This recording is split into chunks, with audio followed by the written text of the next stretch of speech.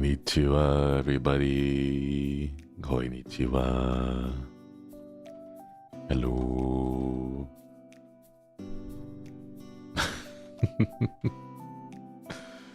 Hi, everyone. Yeah, the DVR. I keep forgetting that it always resets itself every single time I go live. Hello. Why are you so close? Because I'm tired and I'm lazy and I'm exhausted. So I don't want to stand back far and have to project my voice. This way I can just be lazy.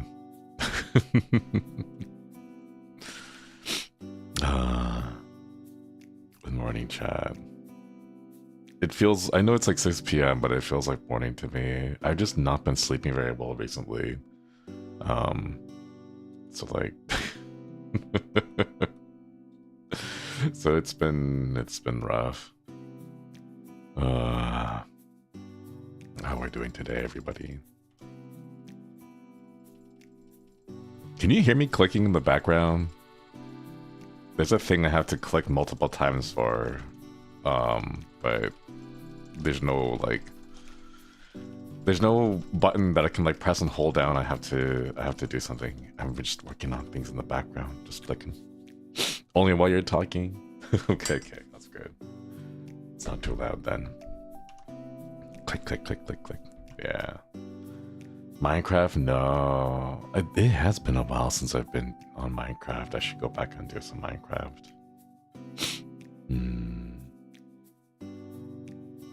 I saw that the other server got reset. They made a new server, and I was like, ooh. I wonder what it would be like if we started our own thing, our own server again. Like restart from the beginning. It was like a little fun little thought experiment, because then I realized like we don't have an iron farm. You had to get all the stuff necessary to make the iron farm, and I'm like, do I really want to go through all that effort to just... You know, there's some games out there where like the beginnings are really nice, but then like you forget how much work and effort it takes to get started in the beginnings, you know? Lucy, thank you for the 2 years. I'm at the office. I'm looking right now, but just want to say you got pretty stubs. Thank you. Thank you. Quiddy. Thanks for re-up for the membership. Kind of becomes like a little chore. Yeah. The grind. I don't know. It's just like like for me, there's some games do the beginning parts really nice. You know, like Raft. I don't know why, but there's something about Raft that's just really nice. Like the beginning parts when you're like just kind of scraping by and you're just scrounging around trying to get the bare minimum like materials you need to like start upgrade. Like that feels good, you know? Like the beginning of it feels great. And then like the mid game is a little bit of a slog because you kind of know what you're supposed to do, and the only thing you can really do is just kind of wait for items that you need and wait for like a new island to pass by that gives you like the resources. So there's a few games that do it well, and then there are other games that are just kind of like it's like it takes a long time to get to it. Scrambling for survival do be fun. Yeah. Guys, someone saw my Shinri keychain and gun I got at the con and then had to explain what VTubers are. Oh my goodness. You can just say that we're some gacha game. I was like, oh yeah, you haven't heard of Shinri? He's from that one gacha game. It's that mobile game. Hollow Plus. Yeah. At this point you have to travel so far for the new. Sometimes the start be like, yo, there's a few games like Minecraft. I really enjoy Minecraft, but I kind of feel like the basics need to be taken care of at the very least. You know, like a decent amount of tools, because there's only so much. I just remember like the very first time we joined the server with the boys, how Altair was like, oh yeah, feel free to use the iron farm, and it was just like a single golem iron farm. It's like, meanwhile, currently I have like a 6 golem iron farm, so I'm making 6 times as much. And then it's like, I'm not going to use that. I'm going to stake it out on my own and harvest all the materials I need from my own stuff, you know, as guys are. Same thing as we're seeing with Armus Boys, right? And then I just remember how much of a struggle it was digging things with stone tools, and it's like, I really don't want to go through that again. Socto Bathtub, thank you for the 1 year. Goity. Sorry up for the membership. 1 year. Woohoo. Watching your chin kind of reminds you of being under witness protection, just like that. I need to have that filter, you know, the filter that makes everything completely dark. Oh yeah, the silhouette filter. That's what we need. Should we try a silhouette filter? Let's see. There we go. And then we need a voice changer. Yeah, we need a voice filter. I don't know how. Do I have a thing for a voice filter? I don't think so. What does that one mean? Nothing scares me, but that thing. What was it? I forget what the meme was. Put googly eyes in the darkness. God, I wish. But no, it's set, this is set in OBS, so I can't see. If I put googly filters on my googly eyes on myself, it would pop out again. There's like other stuff that I like barely use, like this one here.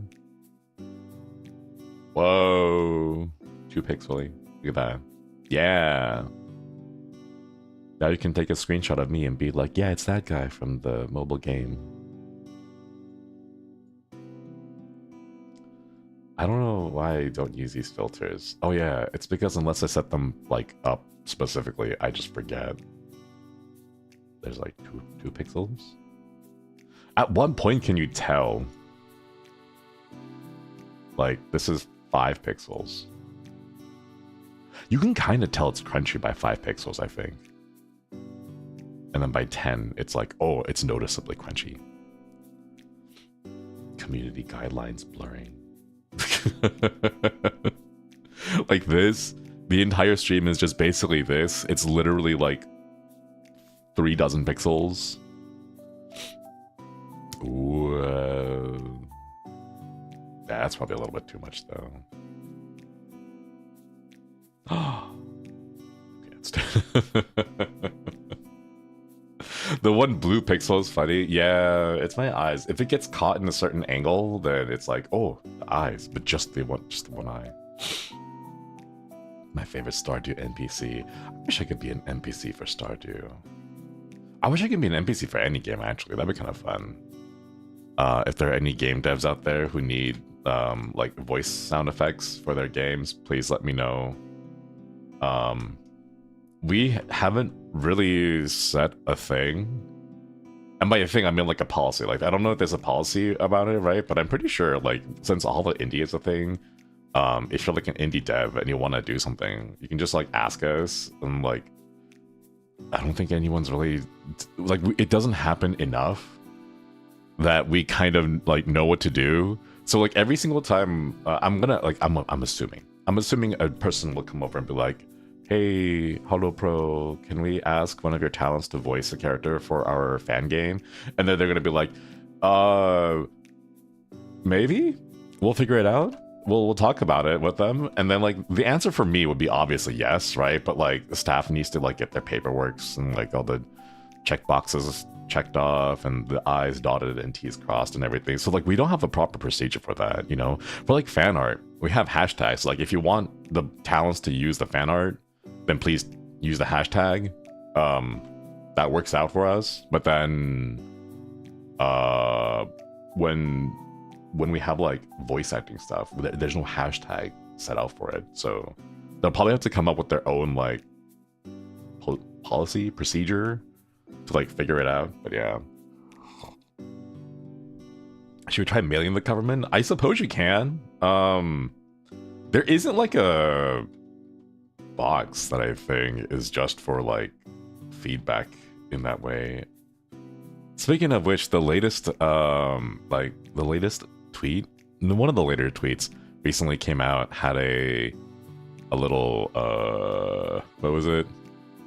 A little segment like which Holostar boy do you watch, and what kind of content do you like about them? So always fill those out. I don't know where it was besides on Twitter though. The moment when you're like, how do I contact this talent for voice? Yeah, we don't have a policy for that. So like, I guess if enough people ask, I'm pretty sure the company can make a policy for that. I just don't know how they do it. Yeah, because like the hashtag thing has been set. Like everyone knows how to use the hashtag to make your like talents use it. So I'm gonna have to hire Shinri to read my entire textbook as an audiobook. I have joked about with the idea of that, and then I realized that's a lot of effort. Like the whole trying to voice act everything, or like to just narrate everything. Like even the meme about like what was it? A while back, someone was all like, I could listen to Shinri just read a dictionary, and I was like, I'm gonna try that. And I tried, and God, it's so boring. I almost put myself to sleep trying to read like the first 10 pages of the dictionary. And like, no, I probably wouldn't be able to make a video about this, because if I did, I'd fall asleep and not be able to actually finish the thing. Page 325. No, that's way too much. That's way too much. But yeah. The tweet was for hololive meat. Oh yeah, that's the one. There's a small section for us boys in there if you went through it. Yeah. Imagine audiobook, but shouldn't we just tell you the lore of a small English town? I don't know many English towns. I've never been to England before. Is it fun? I've just been okay. I've only been following, or like halfway following, not necessarily following, but like kind of being exposed to some like English drama happening recently. Apparently a social media influencer who is well known for doing food reviews went to England and then had like a taste test of like beans on toast and just a whole bunch of different like English foods. Keith Lee, yeah, that's the guy. Apparently he's like, he made a big start on like TikTok, and then now he's like actually spreading his wings and going around traveling to different countries and trying out their foods. Yeah, apparently he didn't really like the food there, and just a whole bunch of people from England are like really mad. It's like, oh, you didn't try the real good food. You're making fun of our cuisine, this, that. And it's like, this is my only real experience with like English people. We're not famous for our food. I thought that was common though.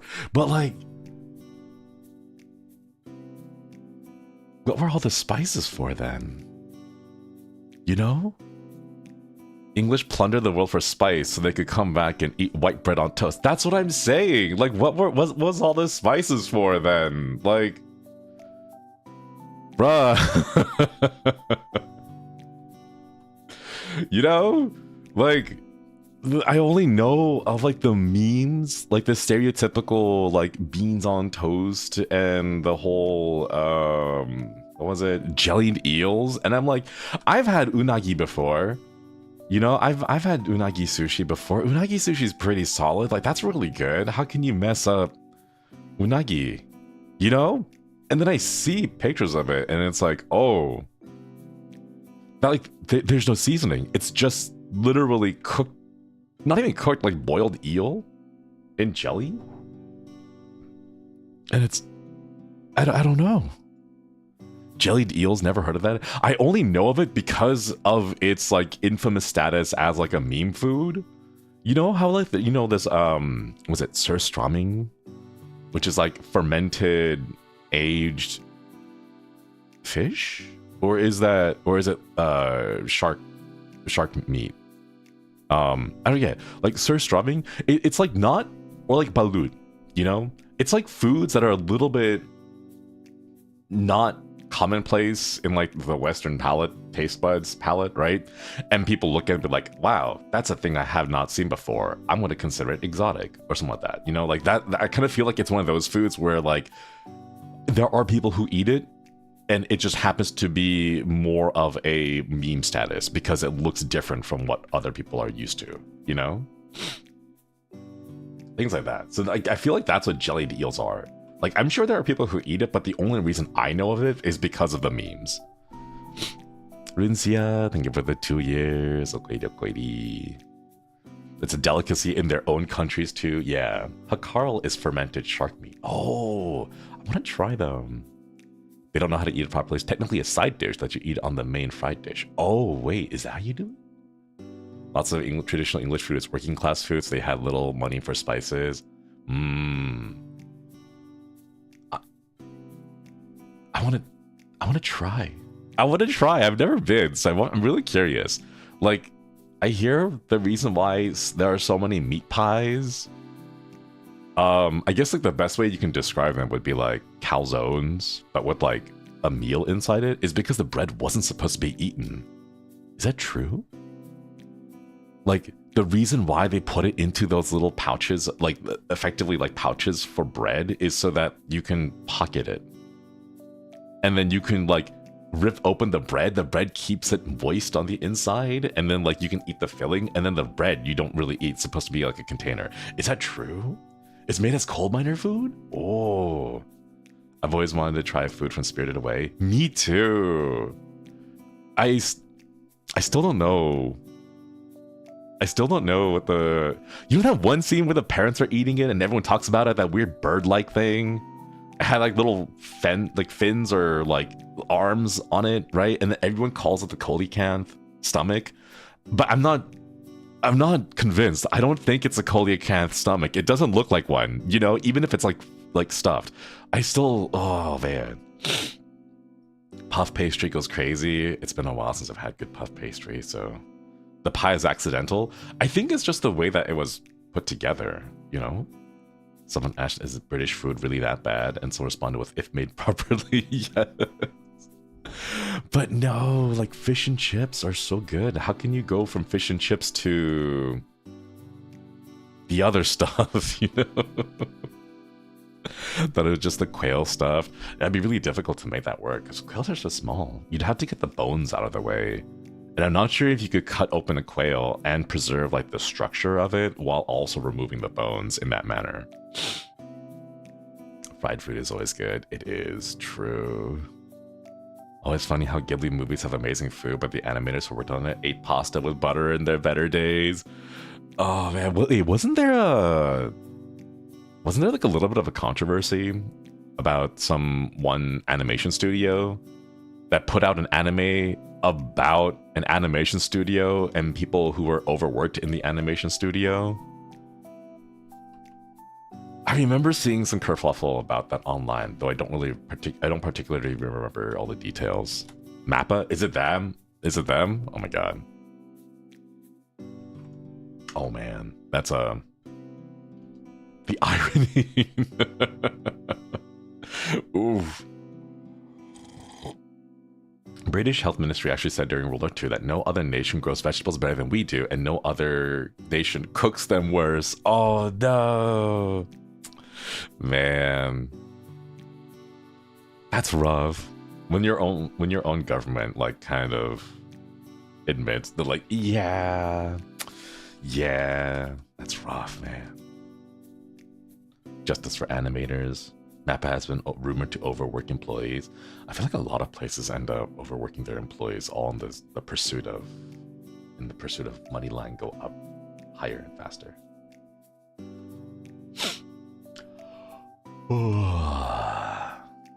Kiwani is better in benefits. Ooh. I have to be honest though, I don't know too much about these individual studios. I know there are a lot of people out there who are like super what's the word, like they're very like linked in, haha. I guess that's what some they're linked into, they're plugged into the ecosystem of that. So I know some other people who know these very well, but I am not one of those. For me, it's like, oh cool, that's an industry, and then I realize how bad the industry is, and it's like, oof, it's a lot more common than I would like it to be, but sadly, that's how things are. But yeah, dedicated in-house. No, not that. I meant more like they're plugged in, they're in the loop when it comes to these things, you know, like, I don't know, I have a friend who's in like the medical tech field, and they're like super looped into everything. So when something happens, they're like, oh yeah, like So-and-so medical device was recalled because it burned patients' legs or something like that. Like, you know, to just know what happens on the inside the industries. Lots of industries are like, man, they are. Chat. Oh, man. I want to sleep. I'm gonna be honest. I just want to go to sleep right now. Like, just let me rest a little bit, you know? I have my mom keep up with the medical stuff. Still a marvel with some of the developments. Spills the details of the VTuber idol industry. The industry it's perfectly fine. The managers aren't overworked. That we get fair pay and equal benefits. They provide us with so much health insurance that we don't know what to do with it. Let's see. Every week they give us cake. Lots of cake. Just as much cake as we want. You know, they'll let us have as much cake as we want. Skunk even give her the 8 months. How much do we have to pay you to get a good night's rest? I don't know if that's a money issue. I think that's just a skill issue for me.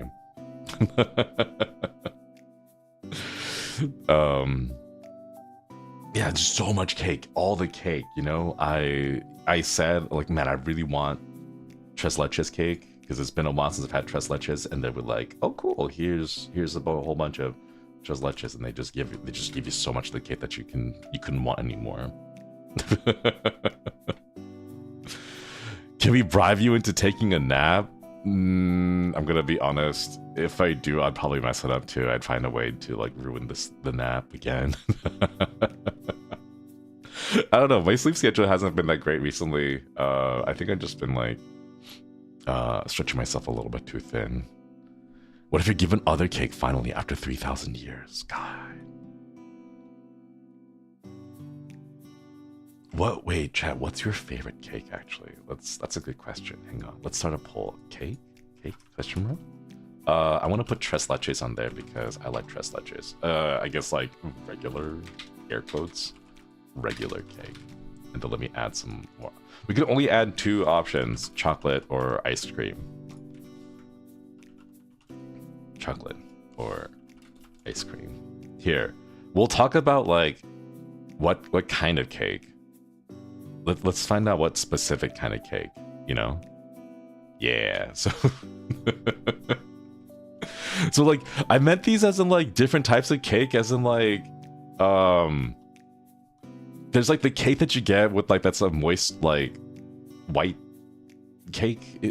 What was the name again? There's a specific name for the cake that's mostly just, like, cake and frosting. And then there's, like, ice cream cake where there's, like, no actual breading, no actual like cake. It's just ice cream. Moist. Vanilla. Regular cake. Sponge cake. Sometimes they use sponge cake. The place that I used to work at, we didn't have sponge cake. We just had... It was called like air quotes sheet cake, but... we never knew what was actually inside. There was like an ingredients list, but these are like mass manufactured cakes.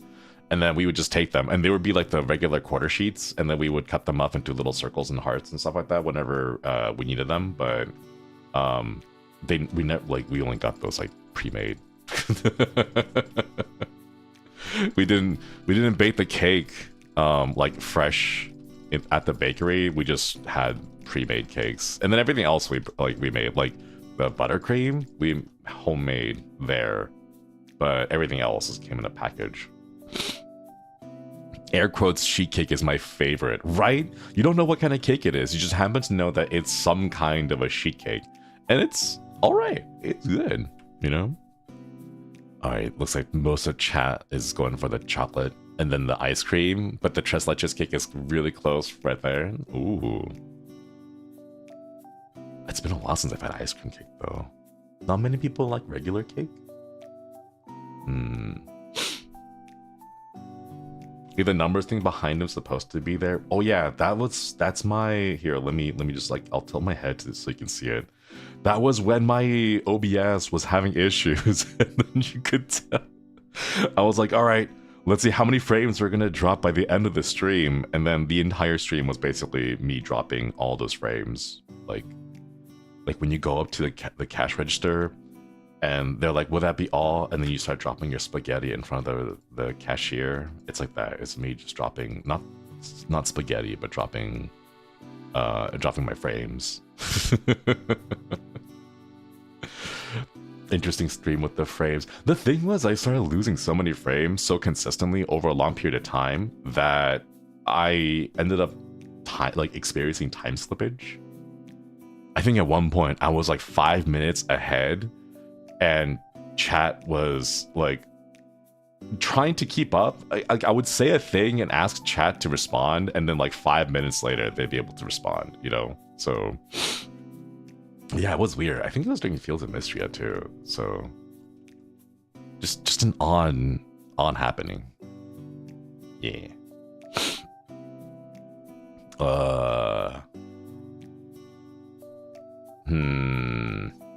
Okay. Maybe not the chocolate. We're gonna end that. All right. Okay. Chocolate, tres leches, ice cream. Wait, tres leches got second place. Yo. Okay, let's go. The delay was so intense. It was really funny though. It got to the point where I would say a pun and then I would type in the build-up in chat because chat would see chat sooner.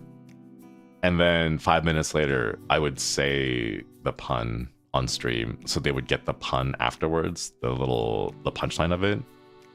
I thought that was funny. Chocolate tastes so dry. The delayed joke. Yeah, I think it was pretty cool. I don't know what tres leches is. I never ate it before. Oh, I hope you get a chance to. So what you do is you get sheet cake and you poke a whole bunch of holes in it, and then you basically just dunk it in 3 kinds of milk: regular milk, condensed milk, and evaporated milk. Right? It's those 3 types, I think. I think it's those 3. Yeah.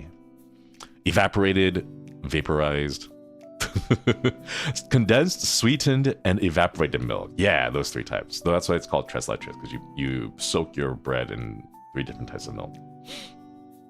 And it's so good. Oh, it's so good. It's less like eating a cake and more like a pudding? I guess a pudding?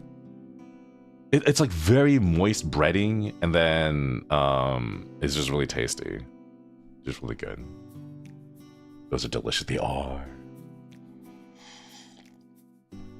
How about a coffee cake like tiramisu? Ooh, soaking in a coffee. I've always wanted to make those.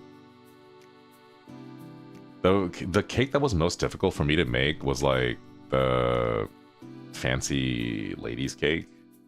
Lady finger cake. It's like a white sheet, regular white sheet cake, and then you cut it into a circle, and then it's like regular, or it's whipped cream instead of regular buttercream, and then you get those lady fingers, and then you like line up the outside of it, and you put some strawberries on top of it. Those are good. You're lactose intolerant, right? Doesn't it kick you after eating it? It does, but it's good. It's worth it. Lactose intolerance isn't a me problem. It just means that my problem becomes our problem, you know? That's all it means.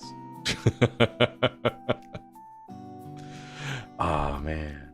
I want to go grab like a lazy Susan and then do some cake decorating streams. I'm pretty sure I would need some practice to like get back into the groove of it, but I really want to. I can't do it here, sadly. As soon as I go to Japan, I'm gonna figure out where I can get like. Actually, I was thinking about getting like a bread maker, but I was like, wait, can you use a bread maker to make cake? Because if I could make sheet cake at home, easy peasy, you know, that'd be kind of nice. I do cake decorating classes right now. Love to see how you do them. Yeah, I wanna try. It's been a while, but I see like a whole bunch of cake decorating. There's like a whole bunch of drama online happening with cake decorators right now. So like that's why I see more of it on my like timeline. But it just makes me want to decorate some cakes some more. If you guys aren't familiar with the drama, the cake decorating drama, yeah. So in like the last 5 years, for obvious reasons, a lot of people have made small businesses online doing online stuff, right? One of the businesses that you can start is called a where you just sell things. It's like a business where you make and sell things, basically.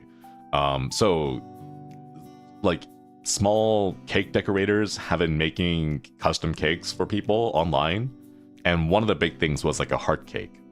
So they have a cake and they turn those into like heart-shaped cakes, and then they decorate them, and then they sell them. And because they're all small shop, like mom and pop stores that are like, you know, small businesses, they charge a lot for the time and effort, because, you know, they're not a business of scale size, you know.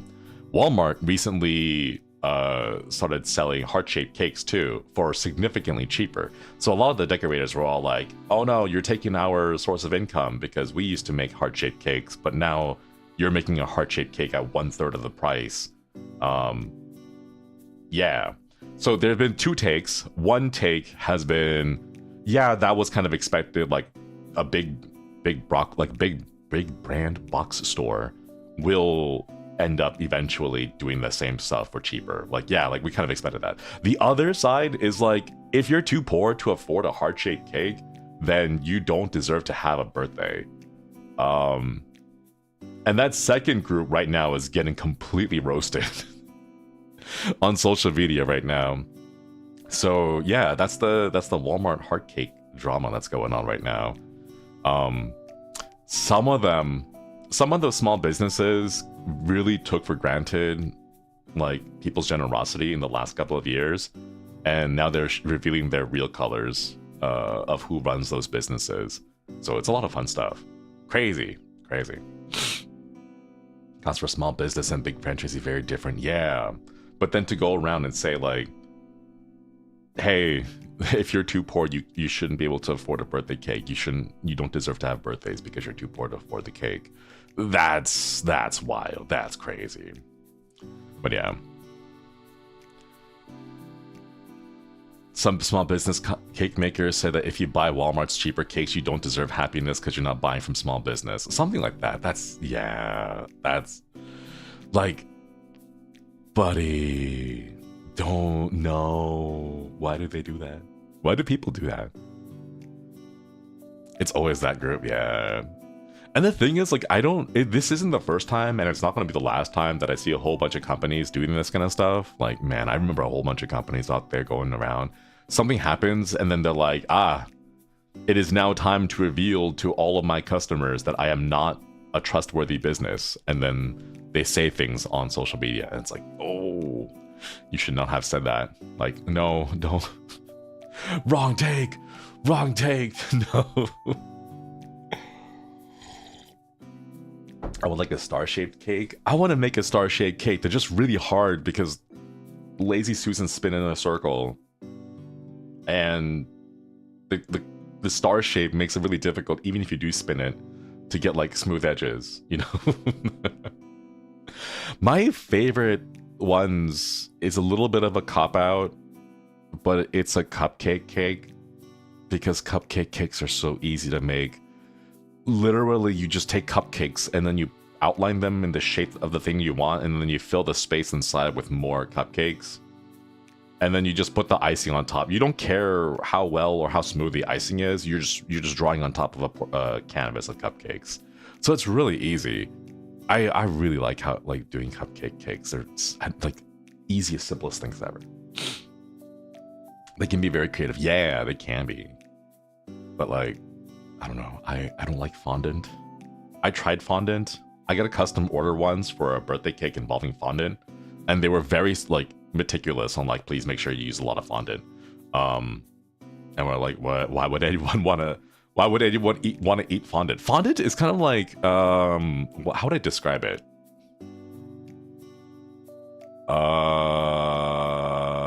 Have you guys ever eaten circus peanuts? And have you ever eaten too many circus peanuts? It's kind of like that. It's like eating too many circus peanuts. Yeah, like sugary plastic. It's like a really gross artificial chewiness to it. And it's like you just eat too much of it and you can taste the chemicals. Like you exhale through your nose and you can taste the chemically smell of the fondant. And it's not that good. And that's fondant. It's basically edible Play-Doh. Yeah, edible Play-Doh, edible clay. Like a lot of people use it to fake like the borders on a cake. They'll like, because you can basically mold it into whatever shape you want, so you can make like little dinosaurs. It's really cute if you do well.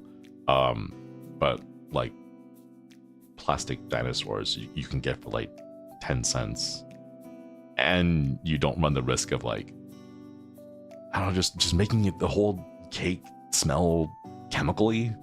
I don't know, it's just really nasty, you know? But like there was a whole bunch of fondant left over after the custom cake was made, and I was like, do people really like this? And then the others in the bakery said no, but I tried some and I don't like it. Okay, thank you. Cupcake, cake, cupcake, cake, cupcake, cake.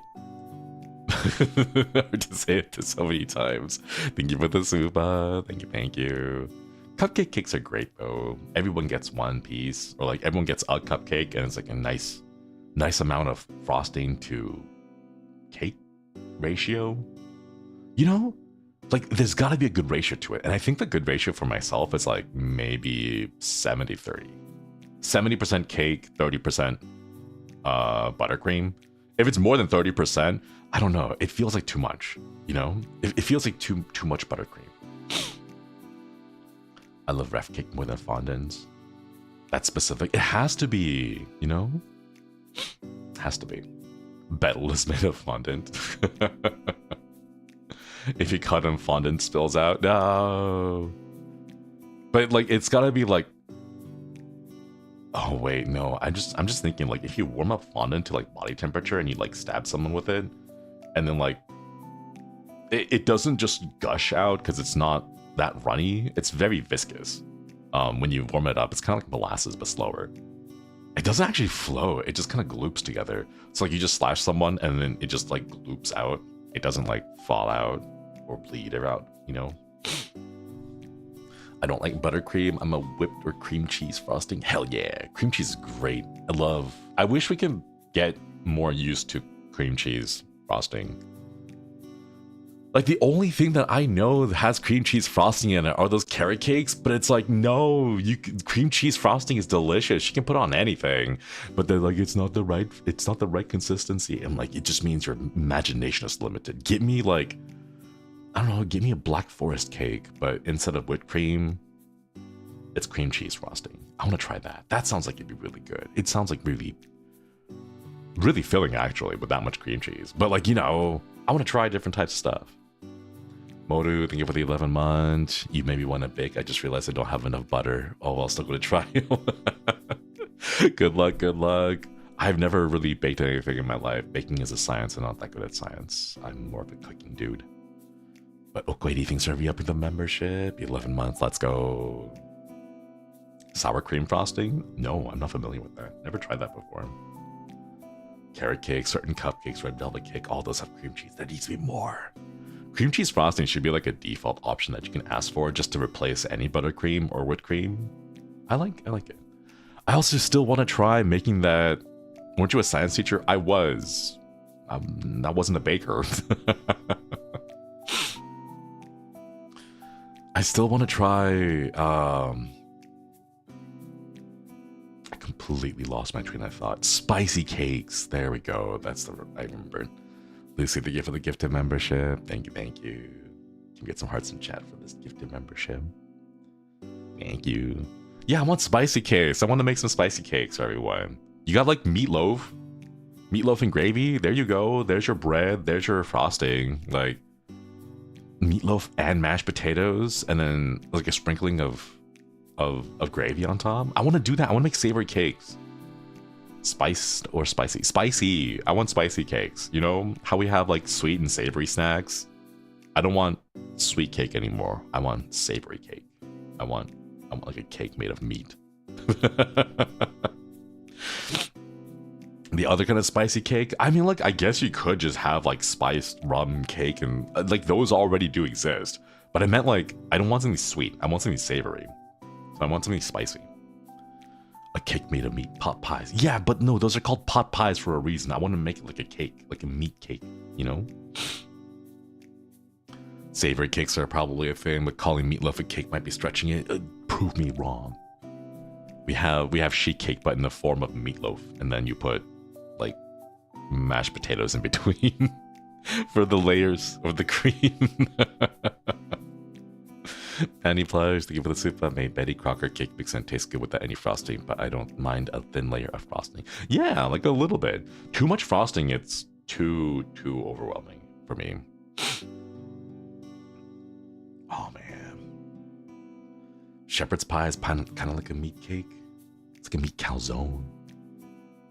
I find it funny how humans have this need to try and like define everything, and if you can't define it, they're like, we need to find a word for it. We need to make a word for it.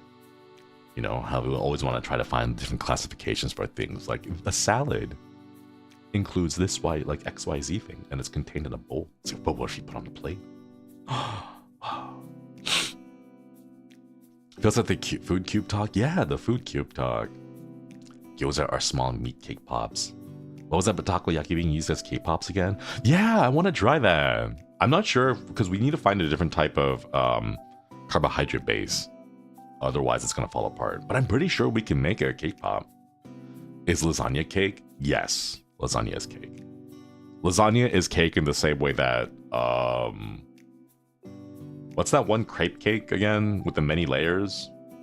Millefeuille or something like that. Millefeuille or something like that. I don't know. Millefeuille or something like that. FUI. Something like that. It's basically the same thing. You have layers. Millefeuille. Whatever that one is. Yeah, that one. White rice and give it the 20 months. Okoidi never had carrot cake. Does it taste like veggie? Rare to see one in Asian countries. No, it tastes just like a regular cake. Like a heartier cake. A bit more dense. And the little pieces of carrots inside. But not too much. It doesn't taste like carrots. It's got like bread and the flavor of carrots. But you don't actually taste the carrot too often. Millefeuille.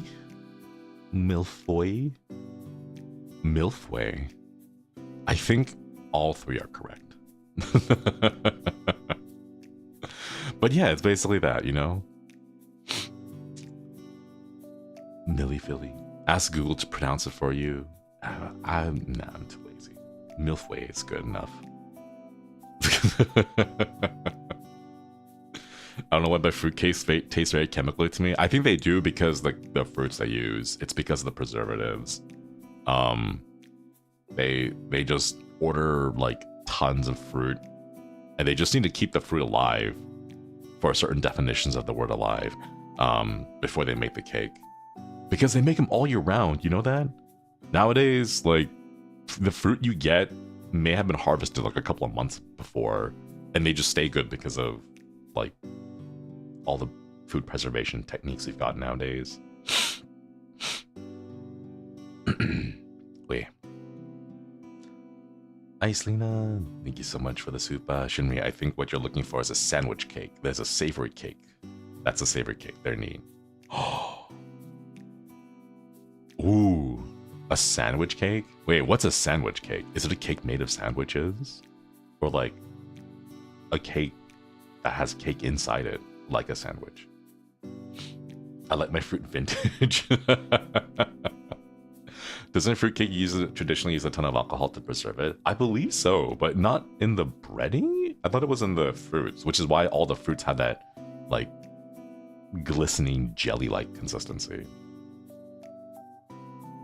Oh, wait. One thing. Oh, chat. I forgot. As an idol, I have to promote things, and recently the voice pack thing came out. I was going to show you guys, but I don't know if I can do this.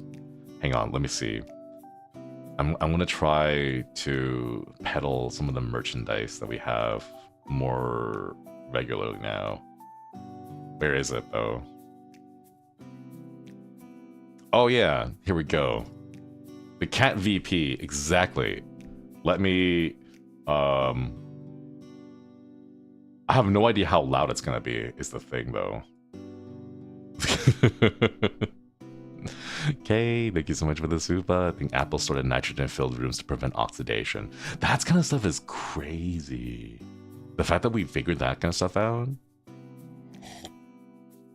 All right, hang on. I'll pause it and then I'll open it up, and then wait. Okay. Let me. Oh, there we go. Okay. There. I'll leave some of my fur on you as thanks. Now you can carry a piece of me wherever you go. I'm not some spoiled little kitty, okay? Keep your treats. I don't need them. Wanna try it? Meowing, obviously. Come on. Nobody else is awake. It's just us.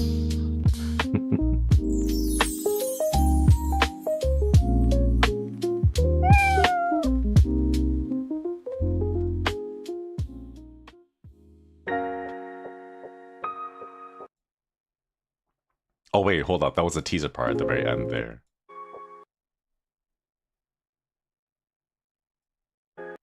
Wait. Where is it? Okay, there we go.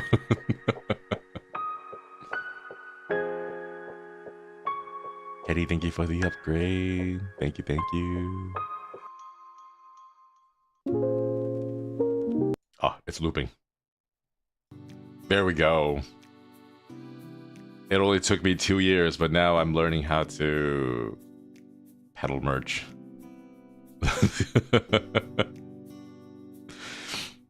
Yeah, Holostar's thighs. Whoa.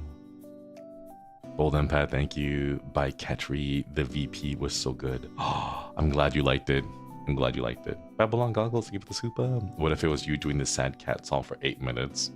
What's the sad cat song? Wait, is that the one that goes like meow meow meow meow meow meow meow meow meow meow meow meow meow? That's from the Barbie movie. Thank you for the super.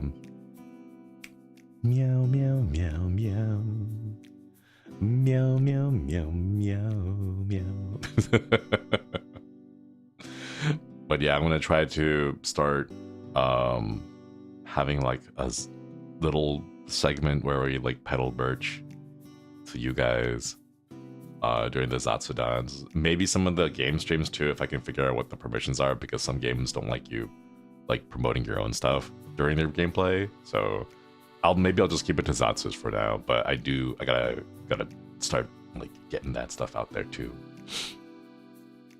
Would love to save up for the earrings. I hope you're able to get them. Yeah. What goes on in your head when you record that? It's a little bit of a spoiler. But I imagined like other voice actors or like other characters that people voiced. And then I'm like, I want to channel this energy. I want to channel like that energy. And then I do. Do you method act? I actually do, and it's really embarrassing to think about it. Like in the moment, I try not to think about it because I'm like, all right, I'm here to like do a job. I gotta record, right? But after the recording, like the realization that there's a webcam there, and it like our audio engineer can see us the whole time. Because they need to be there. They need to be able to watch us in the studio booth, like recording, right? But like they can see us doing the whole thing. I was there just watching like Haka and Axel like record their lines too, because like I was sitting in the control room. But like the sound engineer is there, and like our managers were also there too, watching us. So like they if you listen to it, you'll hear that there's binaural audio left, right, left ear and right ear, I physically moved for those. So I was like physically walking around the microphone, just like leaning over this way, that way, and like, you know, getting my shoulders into it and everything. Yeah, they all saw that. They all saw it. Because whenever I do these things, it's hard for me to just kind of go from 0 to 100. Like, I kind of have to close my eyes and like channel a character that I've seen before. It's like when I get into it, and then they see me like wiggling around the microphone, and they're like, "Shinri, what are you doing?" I'm just like, if I were really there, like, this is how the character would act, right? Like, this kind of stuff. And then they were like, "Oh, Shinri, channel your inner cat boy." So like I like close my eyes, focus on the character, and then I like act out the character, and then I open my eyes and I'm like, "All right, don't look at the camera, don't make eye contact with the sound director who just watched you like pretend like you're walking around curling your tail around their legs. Like, just don't make eye contact with the engineer." But yeah, so that's the one. It was also a lot of fun recording that one because I got to vocal talent direct a little bit. They gave me the option to go and like help out Haka and Axel when they were recording. You'd be like, "All right, this is how you want to deliver your lines," and then like I would listen to them perform, and then I'd be like, "That was great, but what if we change the way you deliver this line to this instead?" And then I would like role play them saying that line, but because I was in the control room, like Mana-chan, the sound engineer, they were right there. They were like looking at me to say, like, close my eyes, don't perceive them perceiving me, and then just grab the microphone and be like, "All right, how about you say it this way?" And then like I would deliver it, keeping my eyes closed the whole time, so I didn't have to make eye contact with my Mana-chans and the sound engineer. But yeah. Munchido, thank you. Shimi, I love this VP, but my heart and face wouldn't be okay if this is on screen every Zatsu now. I cover my face the first few hearing. It's good. Good. I had a lot of fun recording that. Was Toramana there for Axel's recording? Was he? I think he was. Because I got to the studio pretty early. Just because of like how I am. Like I going there on unless it's like a thing that I kind of been to before, like plenty of times, it's kind of like meh, you know. But like because this is the first time ever going to the studio, so I was like, oh, I should get there early, and I went there. There was no one else. It was just me. Like, not even the sound engineer had showed up at the time. So I was just like sitting, chilling outside, waiting, and then I saw my Mana-chan, Chihuahua Mana. Then we went inside. Everyone else wasn't here before, so we got started on my lines first. And then, as I was in the middle of my recording, Haka showed up, and then Axel showed up afterwards. But Axel showed up a little bit late, so we were able to finish my recording and then get Haka started. And then halfway through, I started helping Haka with some of the deliveries. And then by then, Axel had showed up. So, yeah. I was an hour early to do places. It's not even just that. Like, I aim for like 10 minutes, 15 minutes early, but I give myself the hour because I get lost. So, like, I just don't want to get lost is the thing. Nicely, thank you for the soup. It's a large sandwich that mimics a cake. You can have potato, chicken salad as top frosting. Ooh, meats and vegetables are fillings and toppings, plus seasoning and sprinkles. Wait, that sounds really good. Wait, like a giant sandwich? That sounds nice. Thank you for the soup. Thank you.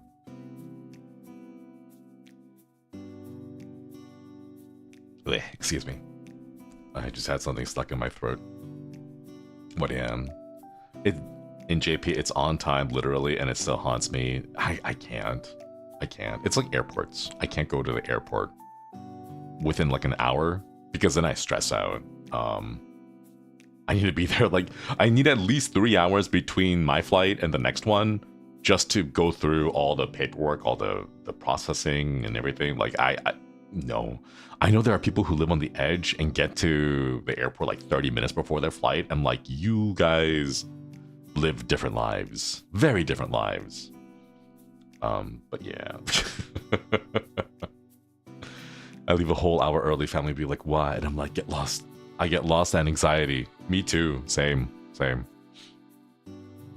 Like, there's just a lot of time that gets added up, you know? For example, most people forget, like, oh, you know, we get the 2 hours early and it'll be fine, right? You get there and then one of those hours is spent just walking. In order to find, like, the kiosks for the check-ins, and then from the check-in area to, like, security and all the walking, all the waiting, like, it adds up, you know? And I would rather be there knowing that I have, like, plenty of wiggle room as opposed to, like, you know, as soon as you clear through security, you gotta sprint all the way down to the gates. I don't want to deal with that. Let me just be really, really chill about it. Minimum 2 hours to the airport is small. Yeah, all the big ones that go for like 3 hours, 4 hours before. But that you know, that's me. Like, I can handle that. I wonder if anyone else, like, would be stressed out if they like traveled with me. I think like the only person who really has experience traveling with me is Haka, because we went to Indonesia.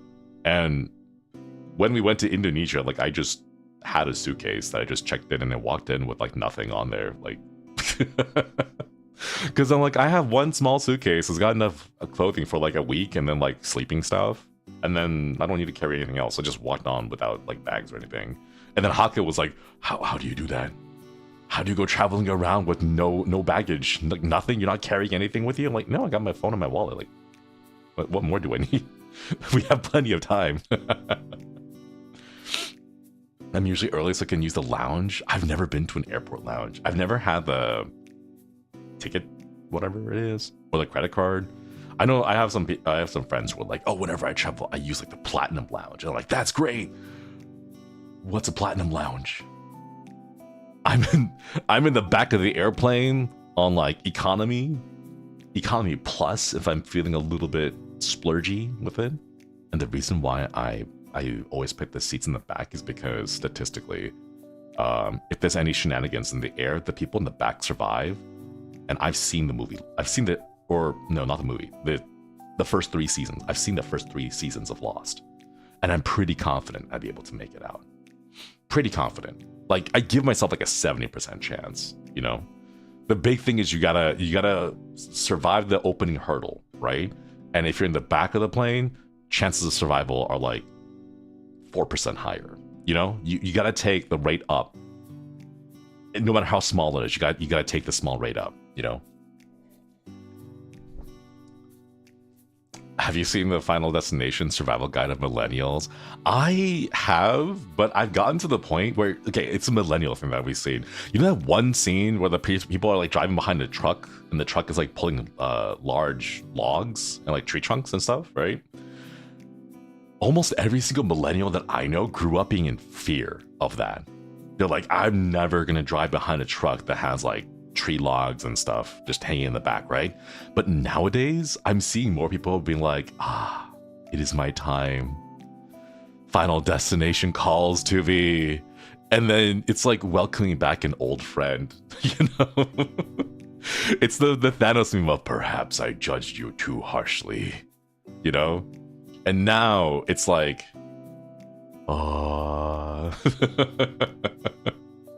maybe you were not that scary after all. Maybe you were just misunderstood and I treated you too harshly. Come, embrace me. Valhalla calls, exactly. I didn't even watch it, nor do I drive, and I'm still scared. See, here's the thing. Yes, you could be scared, or it's no longer a problem. You know?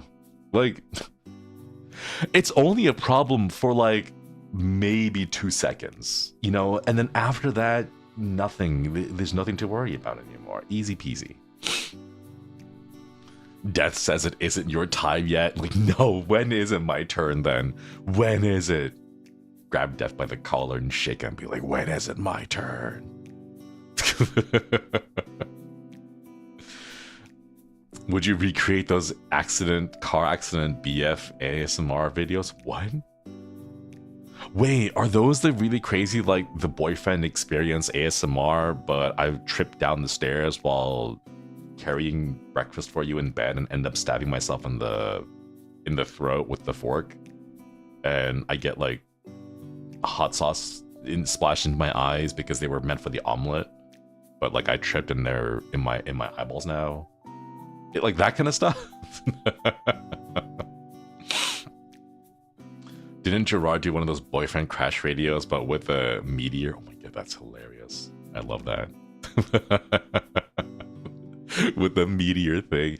I've always wanted to make the joke, like if I ever collab with Gerard, and there happens to be like a meteor meme scene moment or whatever, anything generally that flies, I want to call that one song from Your Name. I haven't seen it yet, right?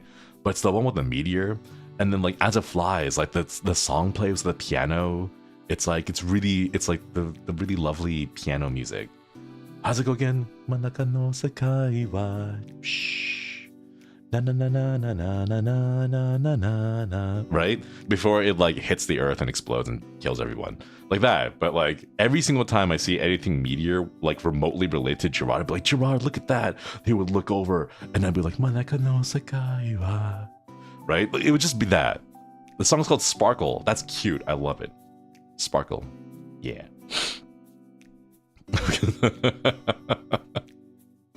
Anything involving him. He still got the collab ticket from you, right? I think so. He hasn't redeemed it yet. I kind of feel like a little bit, I feel like it's my problem, my fault for him not picking the collab. That's a lot, like that's a lot of pressure, you know? Like if you get like a collab with anything, like stamp, coupon, right? Maybe I shouldn't have put that pressure on it. Maybe I should have like specified, like put more restrictions, because now we get analysis paralysis when you have too many options, right? Maybe I should just been like, one of any kind of specifically hand cam collab, you know, like that way it kind of limits what you can and can't do. So you're not like experiencing analysis paralysis. Or maybe he's just big braining this and it's like waiting for it, like waiting to spring like the ultimate collab that I would never expect at the least opportune moment for me. But who knows, you know? He's a very anxious guy at times. Yeah. Spaghetti collab with... Oh my god, just... what would a spaghetti collab be like? Like, you wear pants and you just have bags of spaghetti and then you like spill them out from your pockets? I'm not sure if he does a lot of collabs or not. Nah. I think he's kind of like me in the sense that like... He's open to collabs, but he likes doing things at his pace, which I can understand because I'm like that too. Yeah. Mom spaghetti, knees weak, arms heavy. Something like that. I don't know the rest of the lyrics. He said he's waiting for something, if I recall correctly, but I can't remember what he said. Ooh, I wonder if he's waiting for like a... I don't know, maybe he has like an idea for like an off collab thing and he's waiting for me to like physically be near him or something. He's a 12-hour streamer, so taking his time is kind of his thing. Man, I'm gonna warn you all, end of the year when I move to Japan and just live on my own for a bit, like without any housemates, I'm probably gonna become a long-term endurance streamer for a bit. For like at least a month, I can see myself streaming like hours at a time, just for the experience, you know, not having neighbors or like housemates to worry about. Oh man, it's gonna be so good. I saw your schedule for Fast Food Simulator. It'll be a chaotic collab. I mean, it involves the boys. Anything that involves the boys is gonna be chaotic. I'm just gonna be like, I'll just be like the cashier, like, hello, welcome to welcome to 10 guys. We're like five guys, but twice as many employees. Well, you're welcome to 10 guys, can I get your order? You know, like I'll just be the cashier, that's what I'll do. Welcome to Costco. I love you.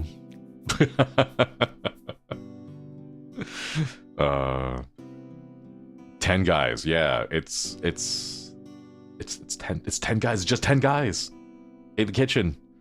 And we're in the background. If you go into the corner, you'll just hear too many cooks, too many cooks, too many cooks. You'll just hear that over and over again in the background, but you have to be standing in a very specific spot.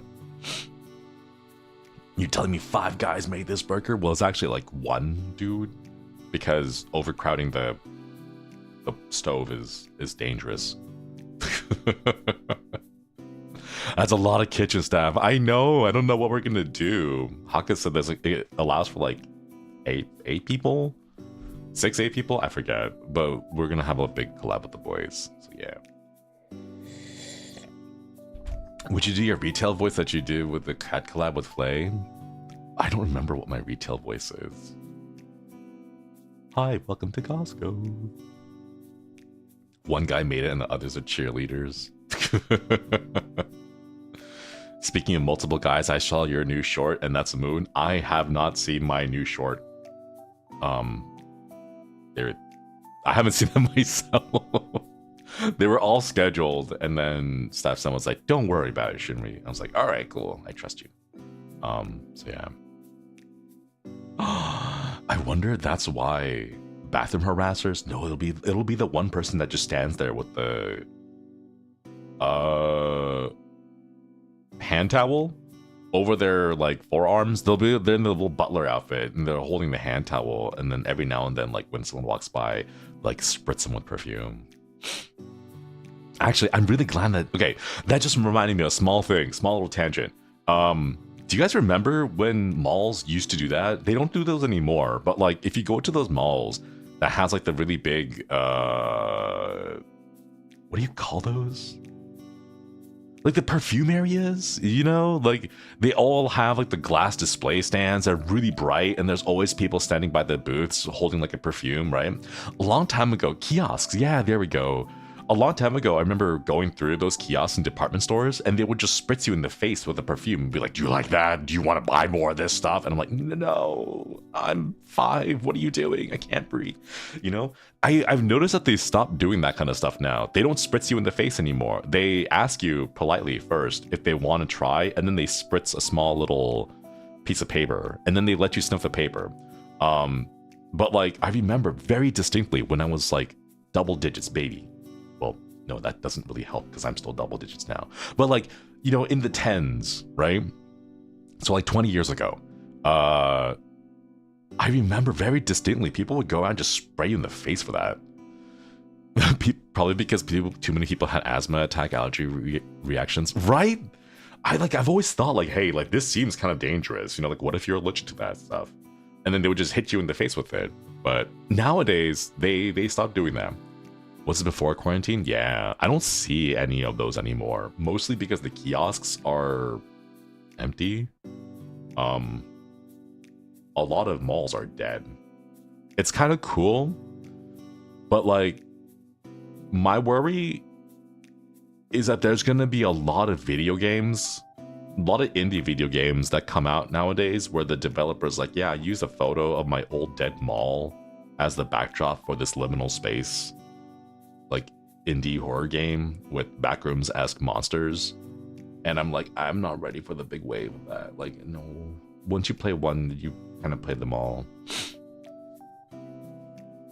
But yeah, as long as it's not Axe body spray. God, I remember Axe body spray. 230p quality. Heck yeah, backrooms trend again. It's never left, baby. It's always been around, and it's gonna stick around. And I don't know how I feel about it. I can be old and be like, back in my day, backrooms used to stand for something. You know, like I could do that, but like I don't want to be that way because like I'm not a game developer. But like I kind of get the same feeling that like we're in this resurgence of horror games, which I love. But at the same time, it feels a little bit close to the whole open world survival crafting zombie trend. Do you guys remember that?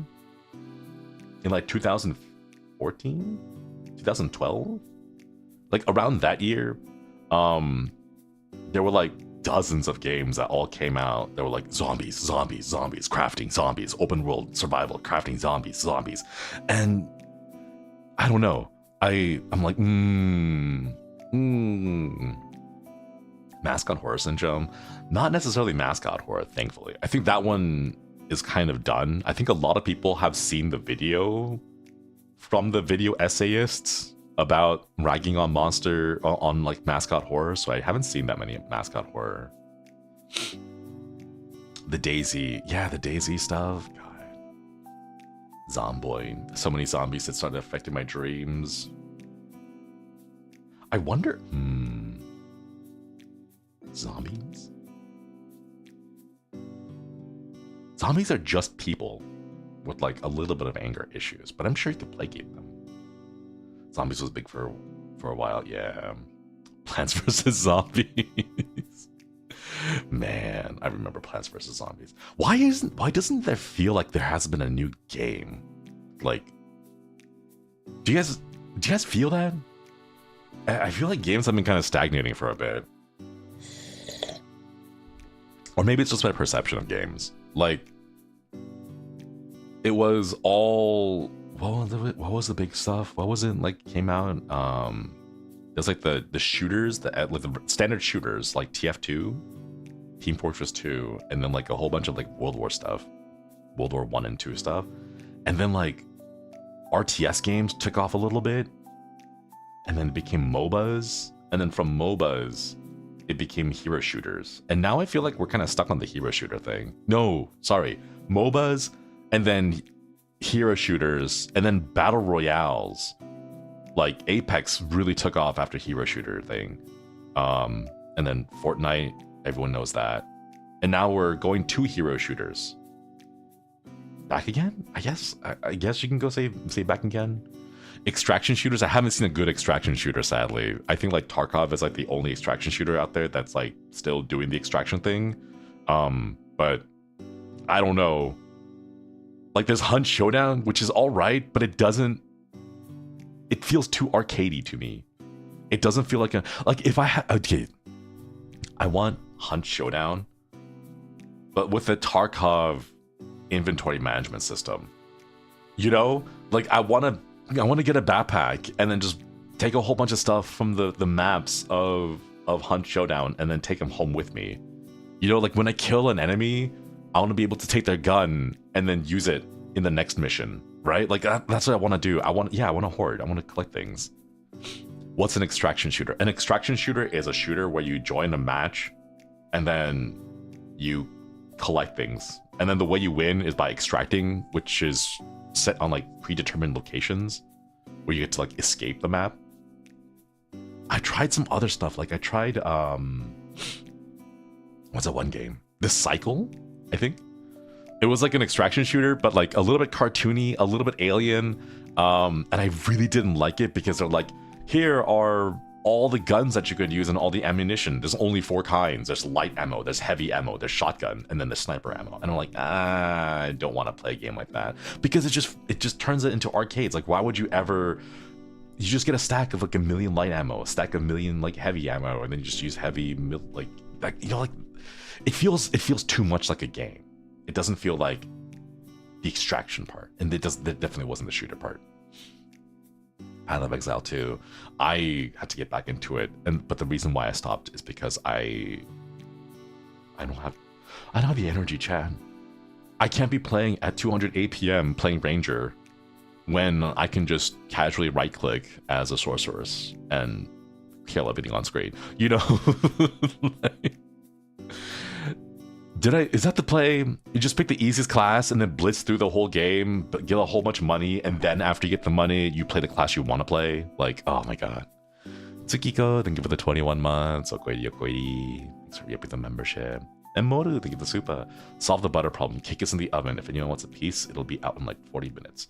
Devil's food cake. Ooh, let's go. Thank you for the super. Thank you for the updates. Devil's food cake. Heck yeah, let's go. Do you consider Marvel Rivals a shooter game? Sure. I mean, like, it doesn't... I guess. You do shoot things in it, so I suppose. I wish I could find a game to get into again. Yeah. I have to be honest, I'm a little bit burnt out on Marvel Rivals right now. I know the Thing and the Torch are coming out, but I see the Thing and it's like, it's just Hulk. Slightly different Hulk. You move the enemy instead of freezing the enemy. So like I don't know. But like I'm a little bit sad because I foresee the next 6 weeks of Marvel Rivals just being dive comps over and over again because Johnny Storm is now out. And it's like, do I really want to deal with dive comp for another 6 weeks? You know, like... Okay, thank you for the super. Hey, Shinri, have you thought about playing Peglin? If there's perm for it, of course. I'm not... Maybe? Wait, let me go pull it up. Maybe there is. Peglin perms. I think I've seen some people play Peglin. It's the little one where you play the Peggle, right? Let me search for it. Peglin. Also, everything is spoiled there. Wait, what's spoiled? Oh no. I still play Overwatch, so I stick with that. Oh, we do have Peglin perms. Oh, he's very cute. The little pixel Peglin.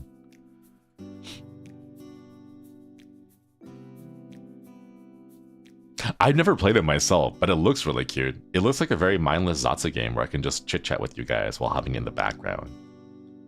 Maybe we do that next time. Yeah. Aw, it looks cute. I like it. Low Tide, thank you for the 9 months of Quady. Excited for your tournament coming up with the boys. Ooh. Wait, which tournament? Which tournament? The Balatra one? I was speaking about new games coming out. Ruse played as well. Okay. Peglin sounds fun, but falls apart too quickly. No. It's roguelike.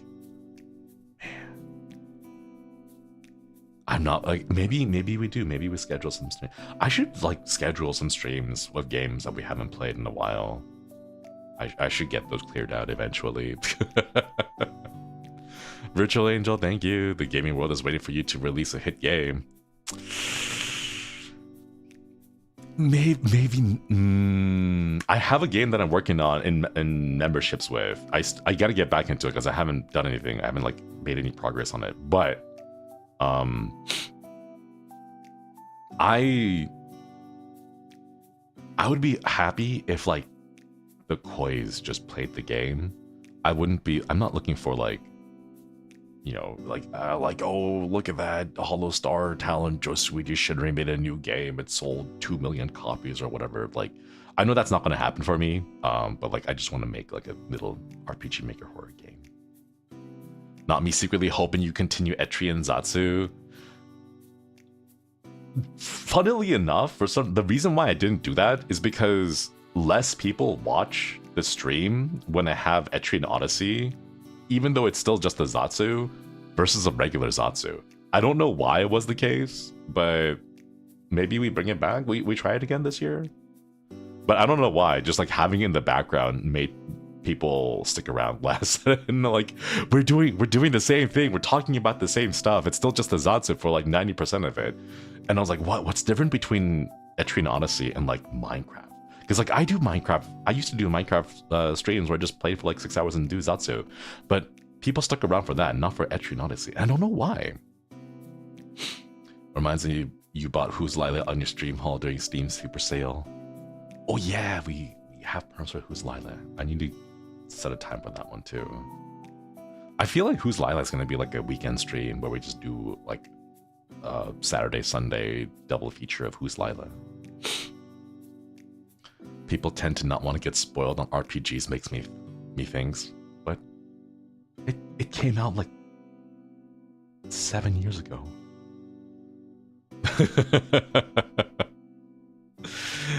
Oh man, your streams introduced me to Etrian Odyssey. I hope to see more. It's so good. Oh man, the story is great. The gameplay is great. It's hard to stream, but playing it is fun. It's like Final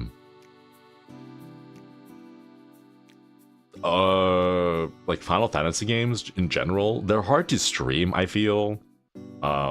But like if you're playing it, then it's very engrossing. It's very addicting, but not like actually streaming it though. Are you playing the version that does auto mapping? It's the remake, the remastered version. So I think it offers it. It's on the Switch. I remember it's on the Switch. That's really about it. Just put Zatsu in big bold letters. People get lost after many sessions. True. I don't know, like gameplay, like, you know, stream number 78 of Minecraft feels different to, you know, stream number 78 of Etrian Odyssey. I think it's just a psychological thing, maybe. I'm not sure. But yeah, be interesting if there's a good way to stream mapping by hand. That would be cool. Just having a little hand cam section just for the mapping part. I have to say though, I have been like looking into more console games to stream because I think I finally figured out the capture card issue and now I can properly stream console games. So like a little bit there. It's like maybe I look at more games on the console to play that I haven't played, mostly because of the capture card issues. But now that it's taken care of and like I figured out what's going on with it, maybe? I don't know. I need a better... I either need a better motherboard or I need to figure out a different solution for all my USB stuff. I have 1, 2, 3, 4, 5, 6, 7, 8 times 2, 16, 4, 5, no, 1, 2, 3, 4, 5, 6, 7, 8 behind, 16, 24 different things plugged into my PC at any given moment. I have way too many USB things and not enough USB slots, chat. I have a whole bunch of stuff. I have my interface. I have my MIDI controller. I have my physical dial for mixing. I cut down my stream decks just to the one that I have right now because I'm not doing anything at the moment with the others. So I have a stream deck, my mouse, my keyboard, the charger plug for my phone, a USB bay that has 7 drives or 7 slots so that I can have trackers for my 2 feet and then my hips and my chest tracker for VR chat. And then the index itself also takes up a USB slot as well as a DisplayPort cable slot. That one goes on my GPU, not my motherboard. And then I have the Leap Motion Tracker and then the Tobii Eye Tracker, which I haven't used. Maybe I can unplug that one. There's my printer. And then there's a whole bunch of other stuff. Then how big is your desk? I don't have a desk, I have a table. Is it just multiple rat's nests of wires? Hey, I try to keep them organized. I try. I want to have like little things, you know, like this is my streaming setup and I unplug the USB and all of it's like hooked up to one thing and then I can unplug and replace it with my VR stuff in one go. Whatever. You know what? I wish it didn't have to deal with cables is the thing. Hip and Freddy, thank you for the super. If you get a new motherboard, this is for PC spot. Thank you for the super. A printer, how fancy. I got a very cheap used Brother Laserjet printer. And the reason why I got the Laserjet printer is because it only prints black and white. It doesn't print any color, but I don't have to pay $50 for like 200 sheets of ink. I can get like an actual decent number. I can print, I think, like close to 900 pages with a single toner cartridge. So I've been using that one. It's also, the thing is like really cheap. It's like $50, I think. So it's about the same cost as like a inkjet printer. But you don't have to deal with the constant replacement of like $50 ink cartridges. You can just buy one ink toner and it's good for like a long, long time. Hell yeah. You go with printers. I also know how to reset the timer on the VCR because we used to have one and the power would go out every now and then, so the VCR would have to get reset, and it got really good at retiming the clock on those. Hell yeah. Toner barrels are expensive, but they last a long time. Exactly. The thing is, I got this for school, because I went to school for schooling, and I had to print a lot of stuff. So I did the math. I was like, all right, I'm gonna expect to print about this much stuff per semester.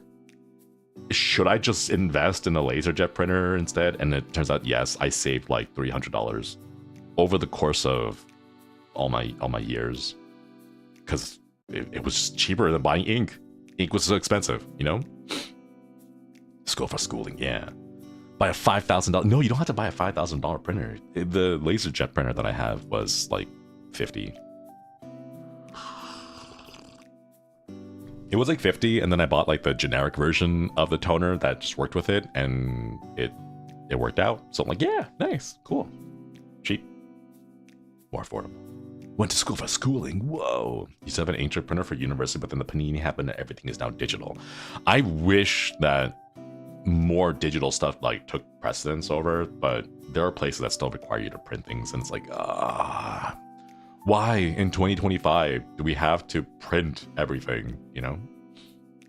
Do you have a fax address? Can we send you super duper chats? Aw, wait, that would be really cute, but I think Manachan would bonk me really hard if they were like, you're not allowed to receive faxes from anyone unless you clear it out, you know? So probably not. Maybe not. That would be kind of cute, though. I would love to see what people send me through fax machines. I just know some troll is gonna be like, I'm gonna fax Shinri a sheet of black paper so that his printer uses up all the black ink or the black toner on his printer, so it prints just solid sheets of black ink. Haha, you know, gonna fax some lemon party. I'm like, psh, lemon party? Eh.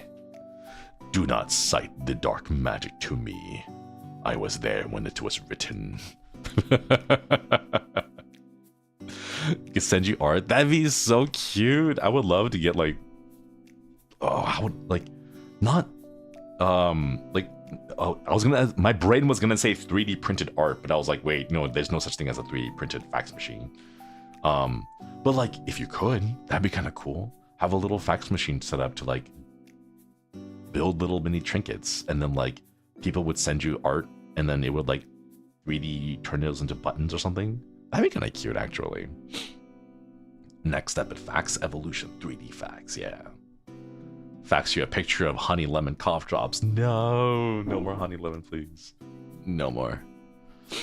Blue waffle for old time's sake. Oh my god.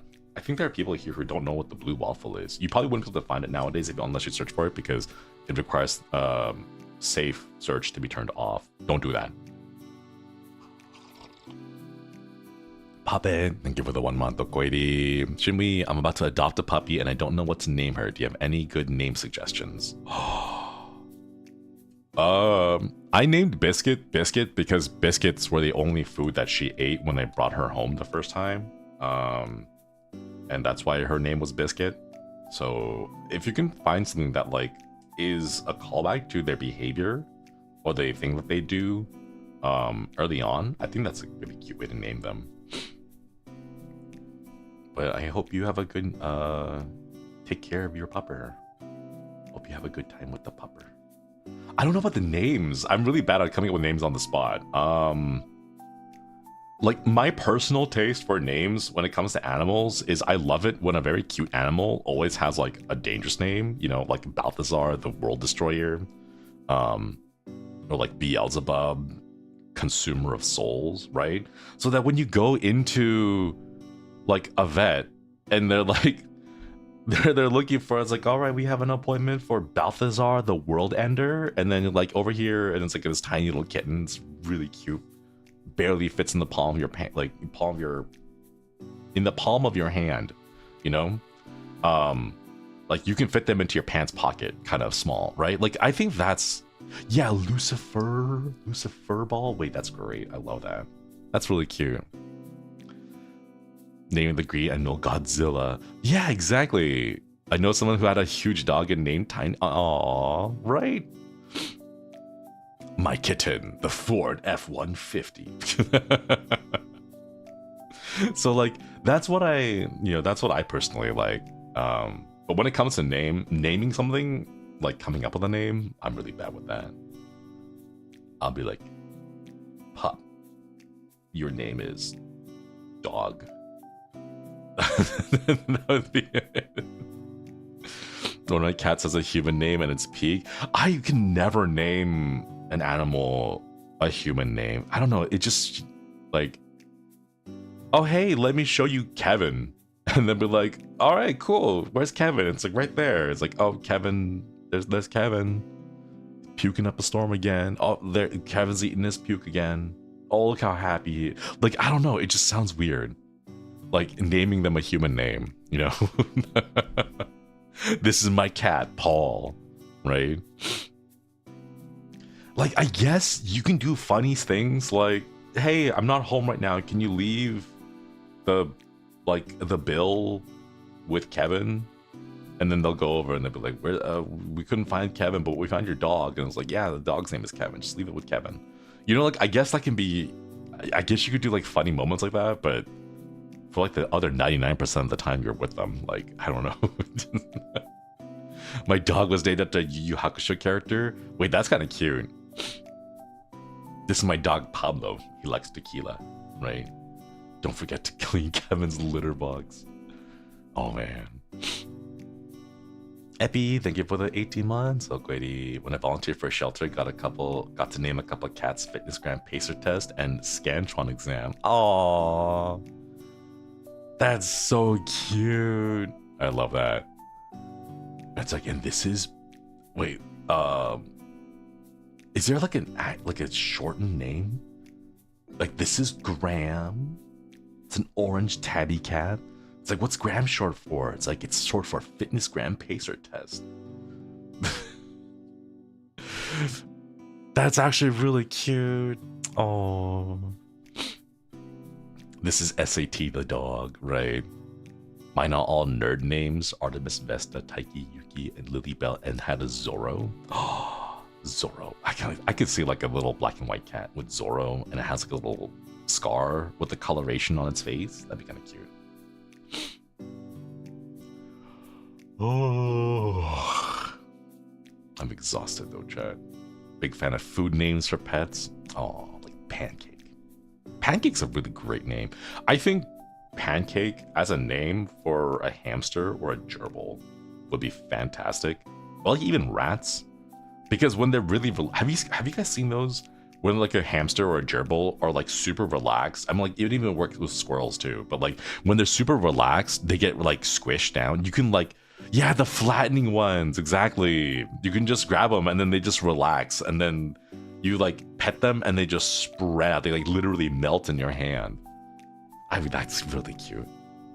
Pancake. When they go limp. I've seen some videos of ferret owners who have their ferrets go to sleep. And when a ferret sleeps, it looks like they died. And I get so worried because they flop around so violently. It's like they're just completely gone, right? It's just the body, and they just flop around so like. I get worried. I'm like, are they okay? Are you okay? You know. Papa, thank you for the super. Thank you, everyone, because in the process of therapy, so the puppy means a lot to me. Aww. Wishing you the best with you and your puppy. Give your puppy lots of love. Lots of love. Also, play with their toe beans a lot. The more you like physically play with your pupper early on, the less stressed out they will be about physical touch. So just like lots of hugs, lots of pats, lots of kisses. Let them know that it's like a sign of affection early on, and then they will love it for forever. Yeah. Really good for socialization. Exactly. So like, if you ever met a dog who like doesn't like having their toe beans like massaged, it's probably because they didn't get enough like physical touch. So they're not just used to it. the sensation of having someone touch their paws. They'll be like, you'll shake, right? But it's like very briefly. It's like they'll put your paw in your hand and then they'll shake. And then as soon as the shaking is done, they withdraw their arm. It's because they didn't get enough exposure to that. So they don't know if you're like scary or if you're going to be a threat to them. Fishy Fish, thank you for the 1 month. Okoidi. Limited on bean time. Always need to give more bean time though. Always more bean time. Funny/cute names I've seen working for a vet. Johnny Sins, a cat. Husky, a mini poodle. Mikasa, a cat for Attack on Titan reference. Waishni, a cat from Ruby. Aww, cute. Very. Ah, man, I want a cat. I want to hold a cat. How about her name is Skibbity? I think that'd be fine. Just name her Skibbity. Go for it. The thing is, like, they won't understand that it's a name or what the significance of the name is. They'll just know that it's what you call them by, you know? Like, they won't understand it. You could literally name them Skibbity, right? And to them, they won't understand the significance of Skibbity, right? But every single time you say Skibbity, they'll know, like, you know, mom or dad is referring to me. I'm Skibbity.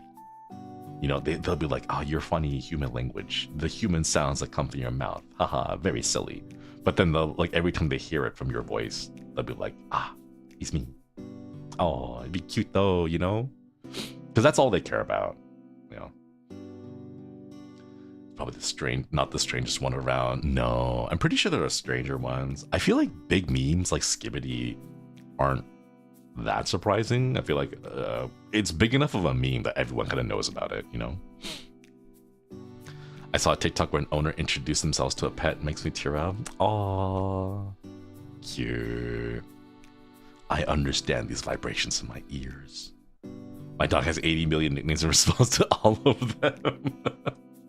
Are they really responding to the nickname, or are they responding because they just hear your voice and they think you're calling for them? I think it's cute either way. I would name a cat Uuiiaai. Oh, is that the cat loaf? Maxwell, the cat loaf thing spinning around? With that one song, like that one. I don't know how that song goes, but like it's got like noises, the vowel letters. Yeah, the spinning loaf. Yeah.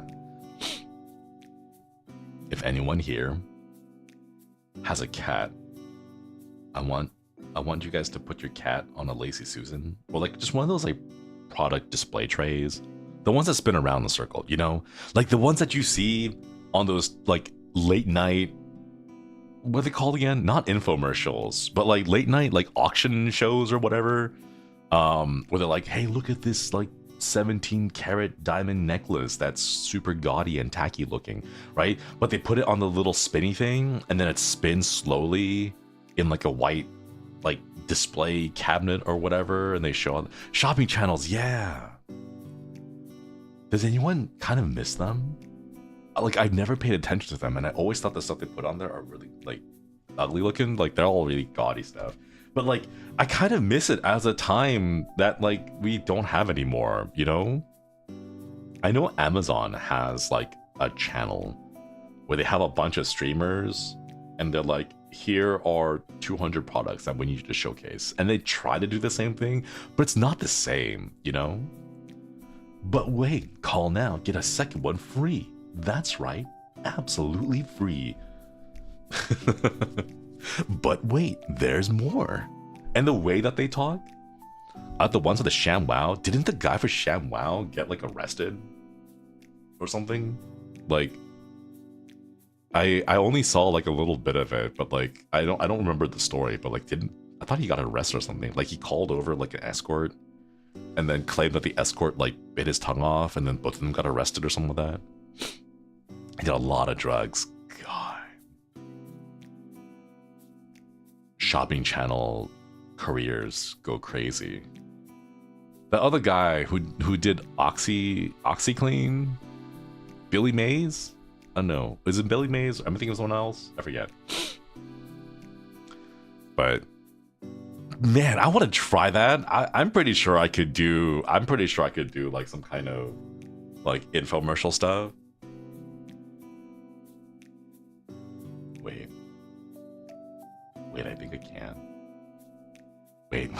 Hold up. I need like a pen and paper. I think I actually can.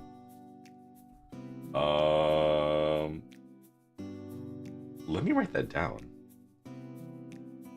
Okay, I gotta delete all of this stuff. Okay, let's see.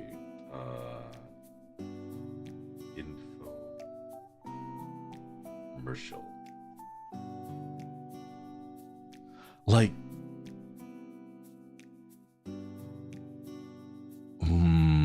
wait a minute. Membership coys will know because I did a Valentine. I made my own map in VR chat. I tweeted it out a bit. There's no content on the map except for like the blocks. But like I made the map on my own, and I'm like thinking to myself, like I'm pretty sure I can make like an infomercial map in VR chat. Like, how hard could it be to add a script to a circular disc, make it spin, and then I can put like props on it? Oh, I need to figure out how to color the props. How to color props in Unity. Because I made those mascots, the mascot 3D stuff, and then I never figured out how to add color to them because it didn't save the color data after I exported it from OpenBrush. I should figure that out soon though. How hard can it be? Exactly. How hard can it be? It's just one banana, Michael. How much could a banana be? $10? Have a polo and khakis on? I still haven't figured that out. I wanted to make... I don't know, wait, does anyone know how to do this, chat? How do you make an object in a VR chat world pinned to the body of a character, of an avatar? I don't know what the right terminology is for the words, so I haven't been able to figure that out yet. I don't know how to make an object pinned to the model. Because I was looking for that. I was like, how do I wear like a hat? I want to make a hat. Attach, is that the keyword? I don't know what the keywords are though. I'll have to find them out. But I want to find that out. Hello, Expo khaki shorts. Hell yeah. I think I'm the only one wearing khaki shorts. They just made one pair specifically for me, and I'm like, I'll be wearing khakis. On the phone, they would like, the Shinri guy sounds hideous. What are you wearing, Shinri? Khaki shorts? Oh, hey, Ruse. Good to see ya. You just kind of balance on top of it.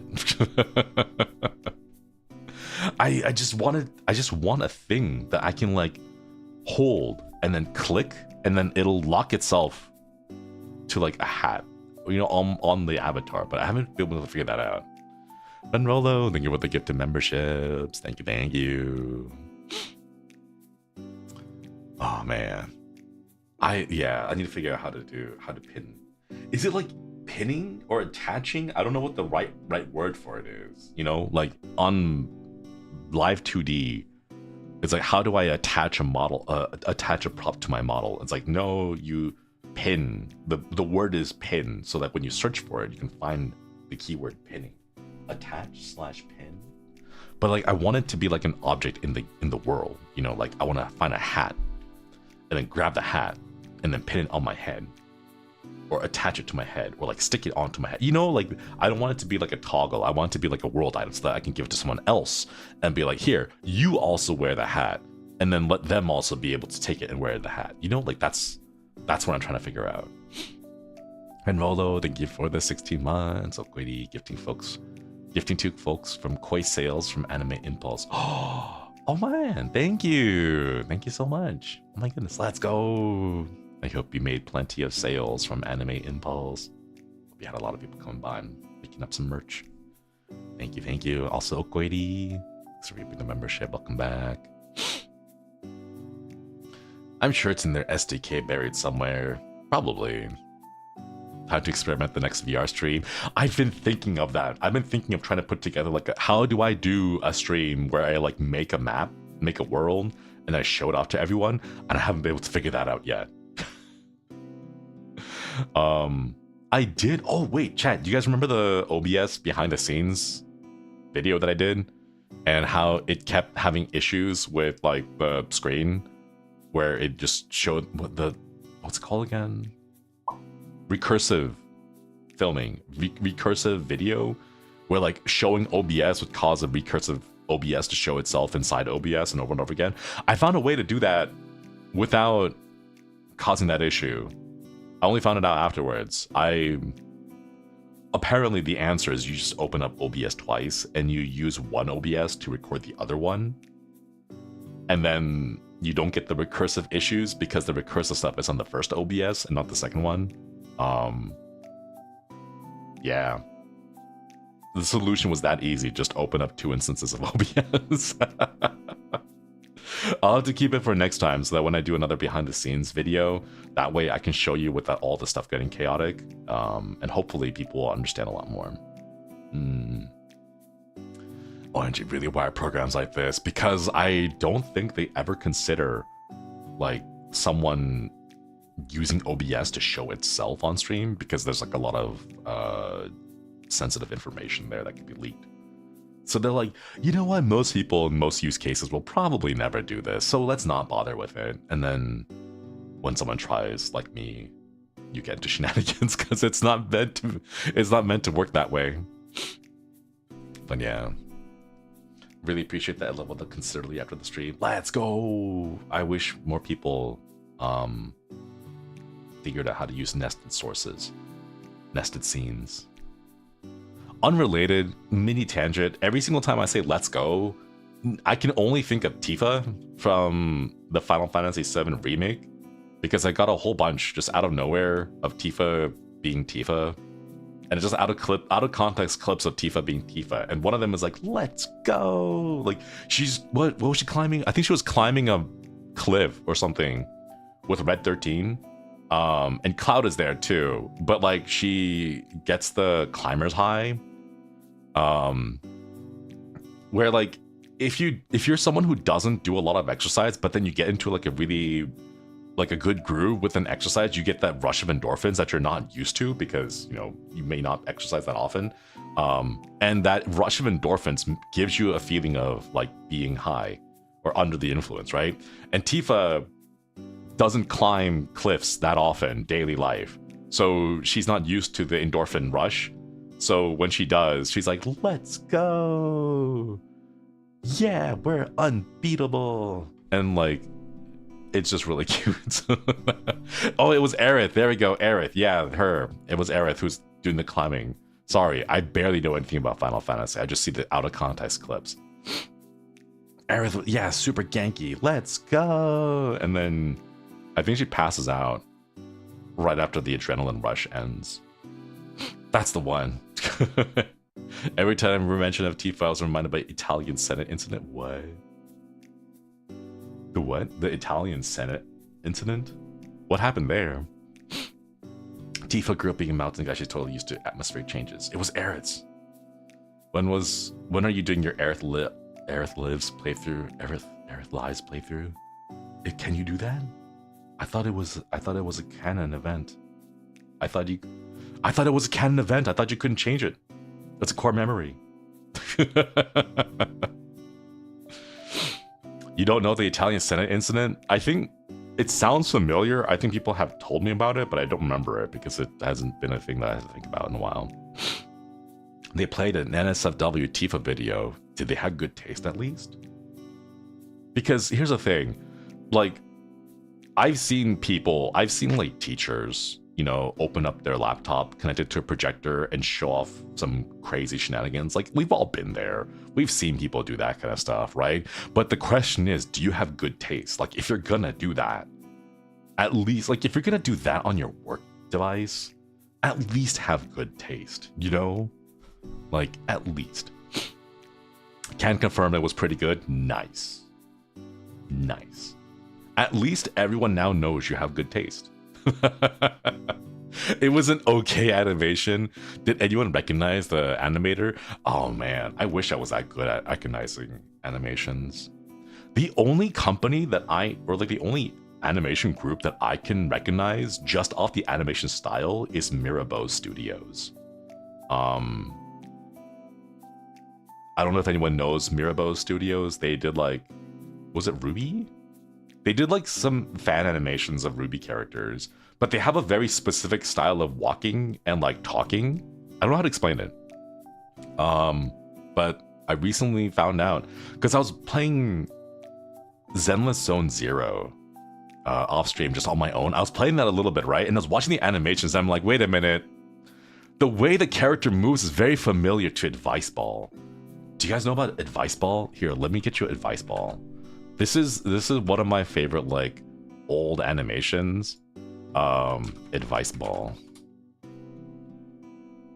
Let me mute this so I don't accidentally play it on stream. It's like 9 seconds. Here we go. Let me link it to you guys. It's Advice Ball. But like you look at that and you're like, oh hey, it's like a 3D animation, right? But like the way that the character moves, it's very distinct. It's very iconic of Mirabeau Studios. So when I watched some of the animations in Zenless Zone Zero, I was like, wait a minute, this person animates the talking and the mouth movements in a very familiar way, right? And I looked at it and Mirabeau Studios actually went and did some animations for Zenless Zone Zero. So like, woo, let's go. Because I remember watching, like growing up as a kid and watching their stuff. I love the channel, yeah. It's identical, right? That's what I'm saying. Like, this is the only studio that I know that I can just like look at from a distance and be like, ah, that's a very specific animation style, you know? Not many others. Even like the Billy Proban one where he slaps his ass. Yeah, the way that he moves, the way the character moves and their mouth move and like the head tilts, right? It's a very 2D style being done in 3D. Yeah, I like it. It's nice, but it's very iconic. You can tell me like, ooh, I know the studio behind this. And then I felt smart because I was like, I recognize that. The animation is very active. I don't know how to describe it. It's like, it has a certain movement to it that's like, I don't know. Some artists or studios have that distinctness. Yeah. I think this one also, a lot of people are familiar with. It's the Mithra and Mishima one. This one. This one went pretty viral. 5 million views. Oh my god. Yeah. That one. Really good follow through and wind up. I'm good at recognizing 2D animators and studios. I wish I was better, but I almost never pay attention to this kind of stuff.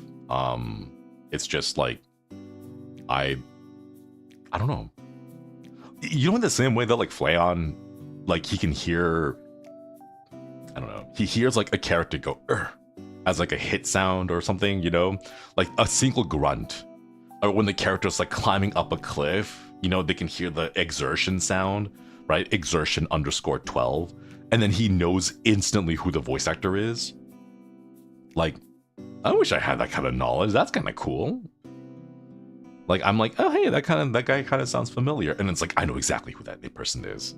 You know, like, it's funny. You can hear noises and they don't give a damn.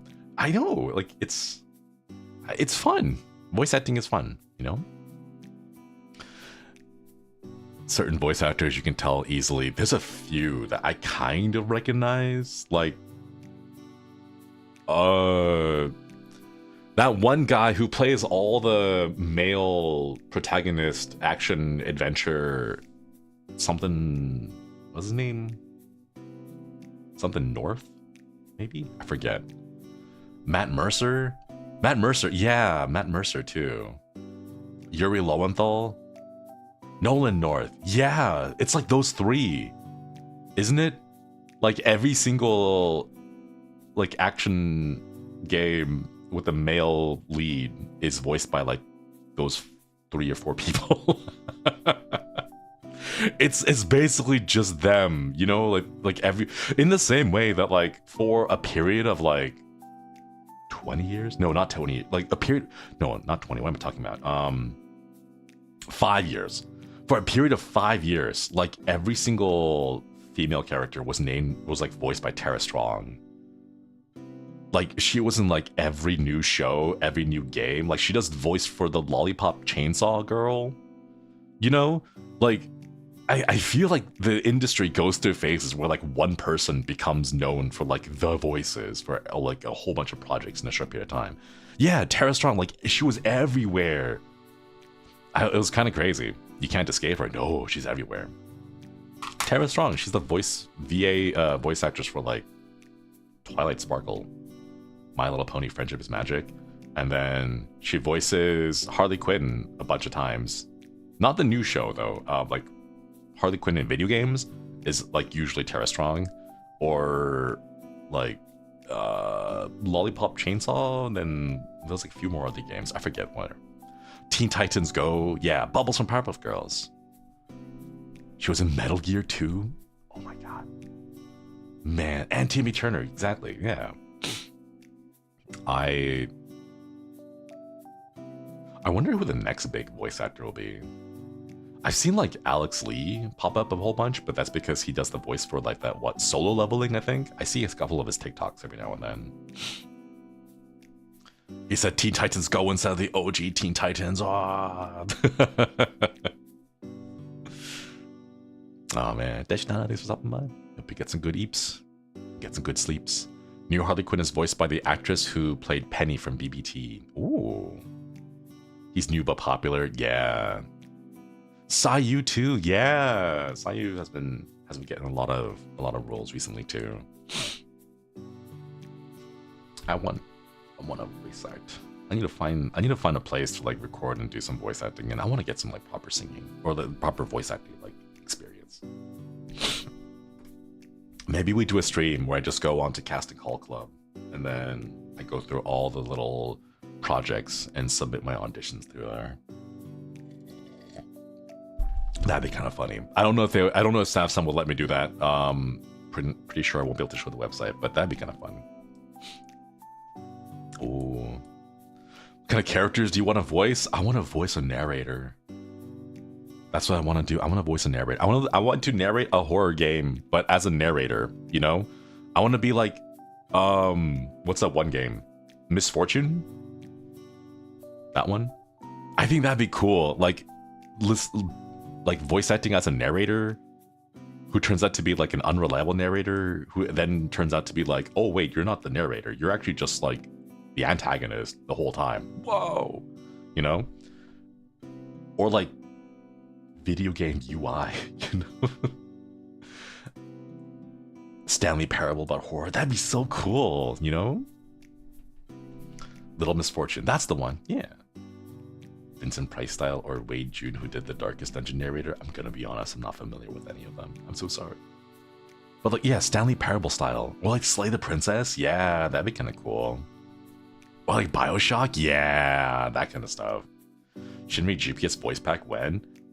Tell me what voice pack people use and like what's the default stuff I need to say. Like in 300 feet. Left turn. Or something like that.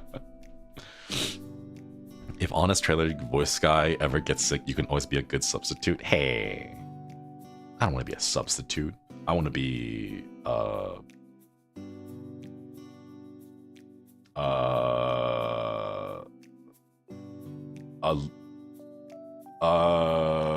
I'm trying to think. My brain stopped working, but I was trying to think of like a pun or a joke. But no, I couldn't.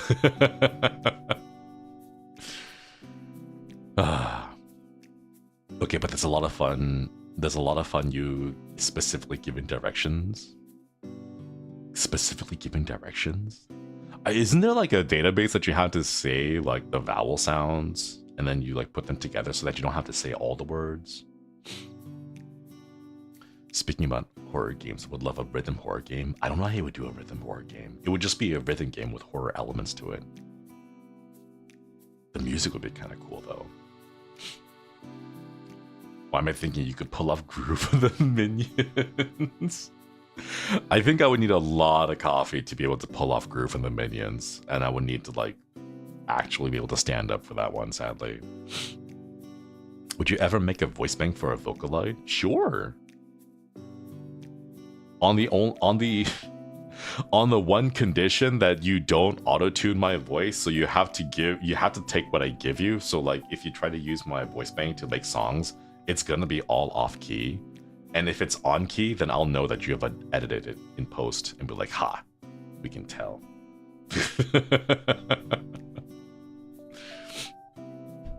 Wandering Lost Rodent gives you GPS instructions. Honestly, my GPS instructions would be like, yeah, just keep going that way. You'll find a sign soon. Like whenever I get lost in Japan,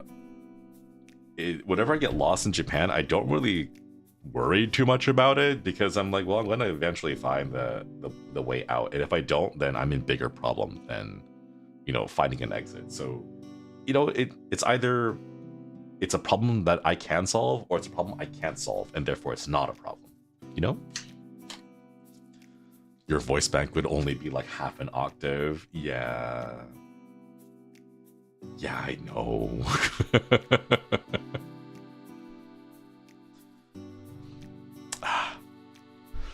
The GPS often tells me to go to Pacific Drives. It's wild. God, I want to play Pacific Drive again. It's been a while since I played that. We should play that again. Just like as like a Zatsu game. I should do more Zatsu games. I don't know.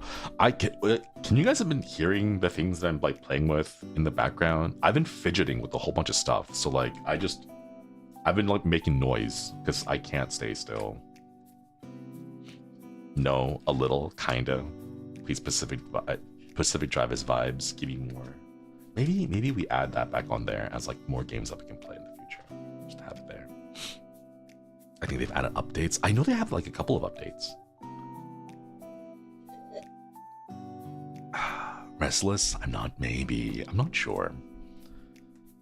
I don't know, I've just been having a weird set of days. And I don't know why. But I feel antsy about stuff. Yeah, I finished the campaign for Pacific Drive. But we never finished the whole like game. I want to know if there's more, you know.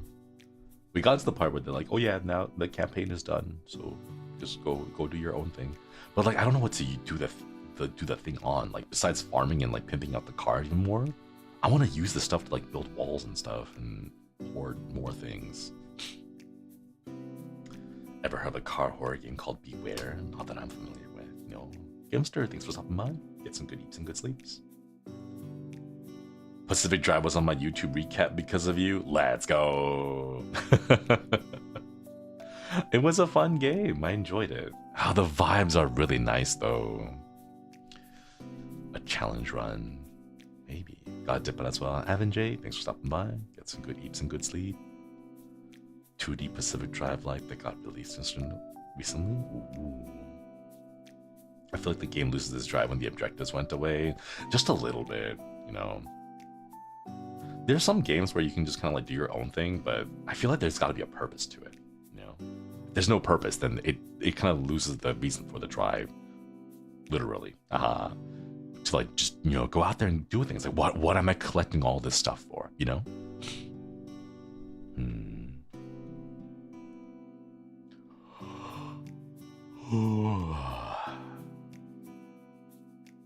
I have some plans for the next Courtroom stream. I'm putting together the assets for it right now. I might be ready for it next week. If everything goes according to plan. I got like today. Well, no, today's almost over now. Tomorrow, I guess.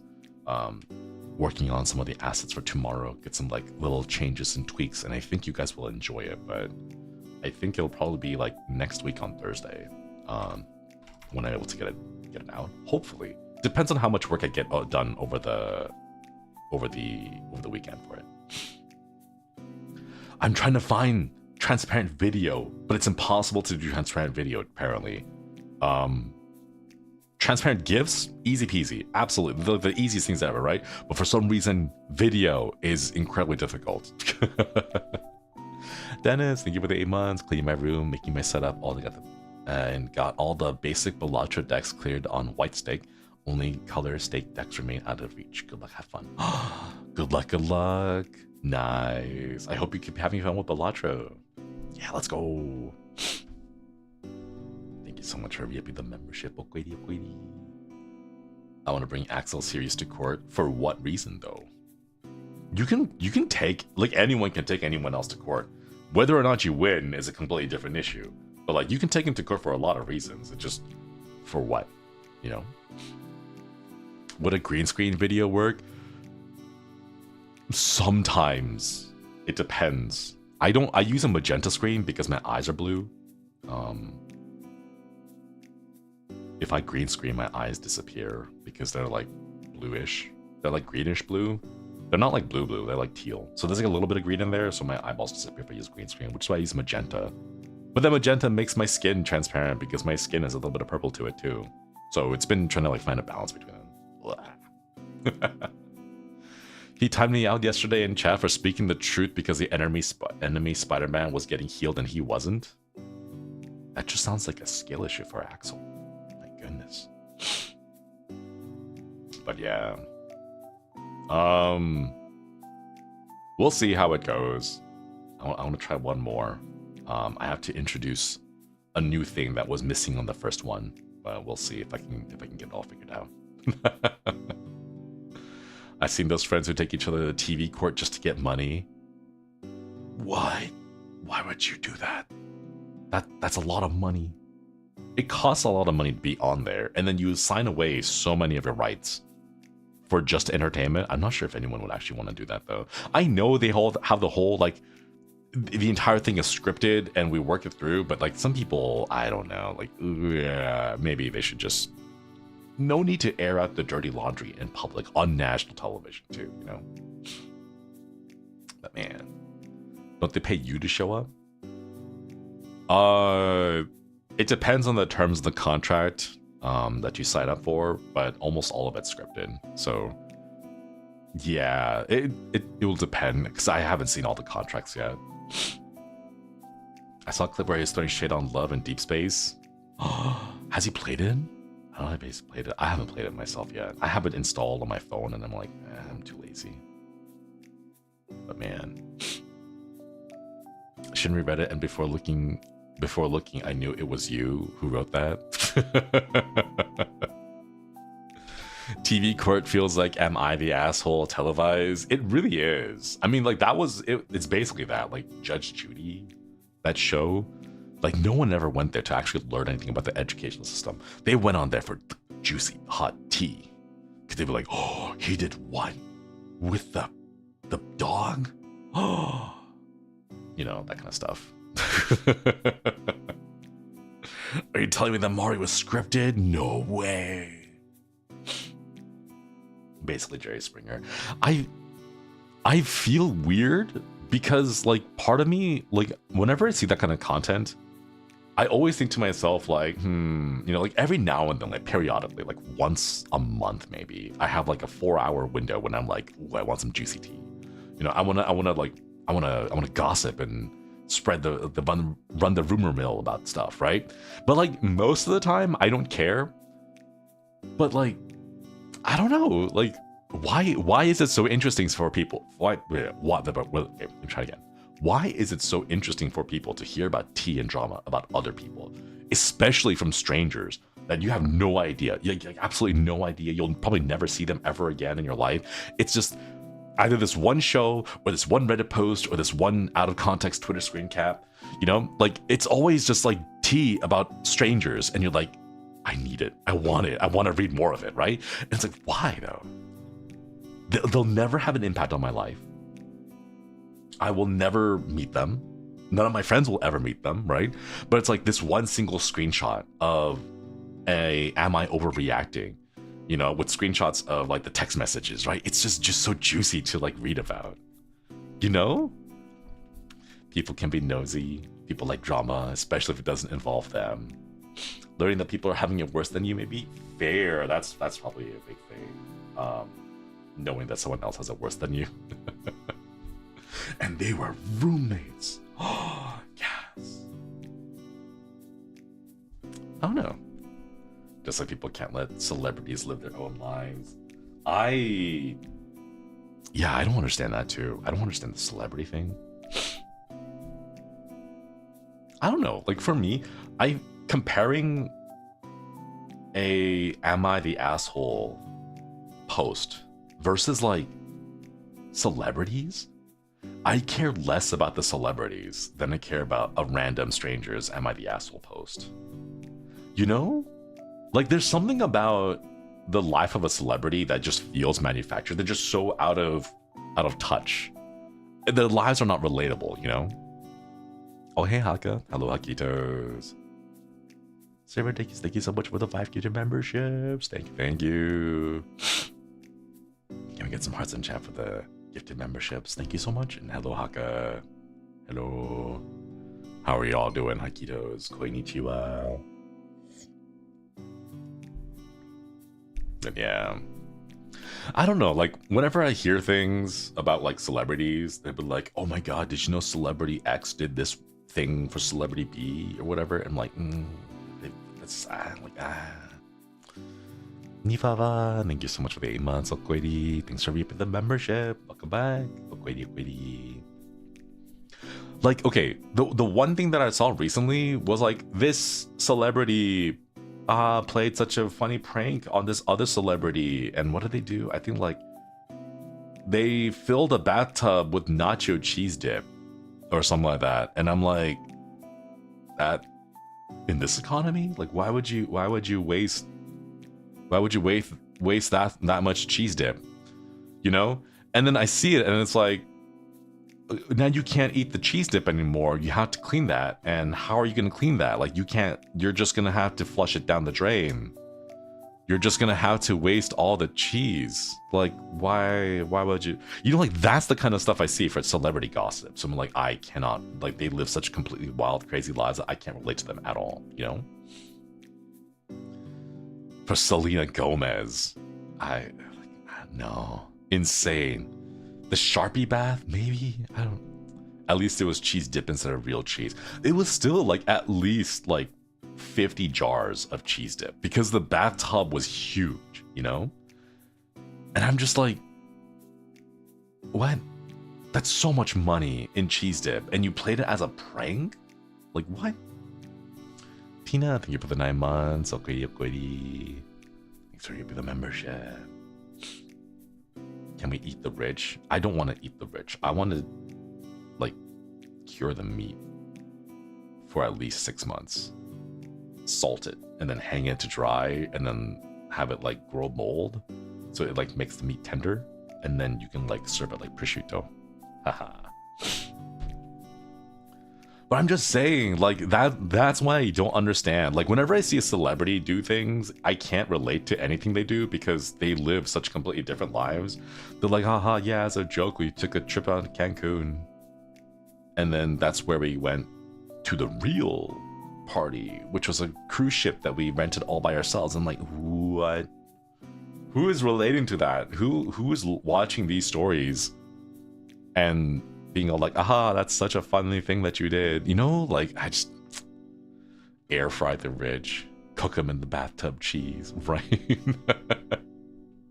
When you have too much money, you go wild to feel fun because normal fun doesn't stimulate them anymore. I feel like that's a skill issue for them because I get excited when I find a small shiny rock on the ground. Me on my cover car sponsored yacht, right? Oh man. Haka, what are you gonna do with your 4th yacht? I'm gonna, with my cover corporation sponsored yacht, I'm gonna charter a trip to the South Antarctic. Wait, no, Antarctic. The North is the Arctic. The South is Antarctic, right? Antarctic. Yeah.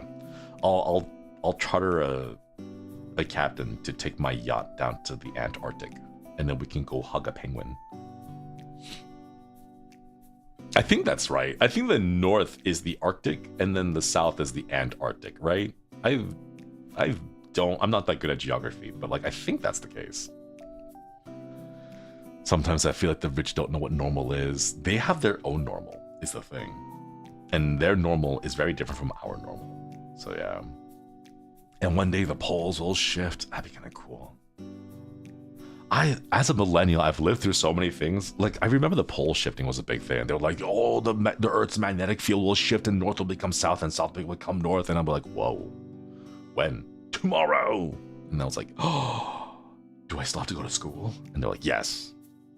Yes, you still have to go to school. The asteroid that hits the planet in 2032 or 2036 or whatever it is, right? The one that went up from 1% chance of hitting to 2% chance of hitting, it will hit the Earth and your rent will still be due. So, like, unless it takes care of the rent problem, I am not looking. I don't really care, you know. Take your yacht to the North Pole, grab a polar bear, take it to Antarctica just to see what would happen. Right? Like, that's the kind of stuff I want to see from billionaires. Like, that's what you should do, you know? I have all this money, so I'm going to take this population of Arctic polar bears, take them to the Antarctic, you know? Like, you have all that money, do something fun with it, right? Or like, I'm going to take 100 turtles and then go skydiving with them. And like, why? It's like, just so that they have the experience of skydiving. You know, like, I'm just saying, if I won the lottery, I wouldn't tell people, but there would be signs, you know? Turtles in little parachutes. Wasn't there a guy who won the lottery and then took a penguin skydiving because he was like, I want to teach this penguin what it's like to fly, and because penguins can't fly, I want to give him that experience. So he strapped the penguin to himself and then jumped out of a plane just to give the penguin a chance to like experience flight. Like, that's how you use money. That's how it should be, you know? How much trauma does the penguin have? Enough. But it's okay, because there's no such thing as penguin therapists, so it won't have to worry about problems any longer. What happened to the penguin? I think the penguin was fine. A little bit, like, spooked, but beyond that, I think it was fine. Felix, thank you for the 2 years. When the 2018 earthquake, 7.6 magnitude hit us up here. No shot, my manager still had me come to work during a natural disaster. Oh my god. Like, the ground hasn't stopped shaking and you get the phone call and like, hey, I know we're going through an earthquake right now. You still have to show up. You know, like, we're understaffed and Kevin didn't show up for his shift, so I'm gonna need you to cover. Oh man. Okay, thanks for re-upping the membership, but seriously, like, give me like an EMP. You know, like, I want a giant, like, explosion to happen in the sky that shuts down all telecommunications for at least 2 months. I work in libraries and we're considered disaster workers. It's so much fun. Oof. It's always Kevin. Yeah, it's always Kevin. Jimmy just got crushed in the earthquake, so show up early if you can.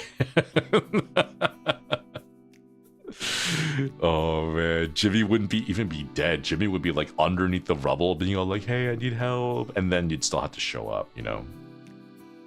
Xander, thank you for the 7 months. My call center work is going to ask for documentation when my country bounces back from the meteor strike.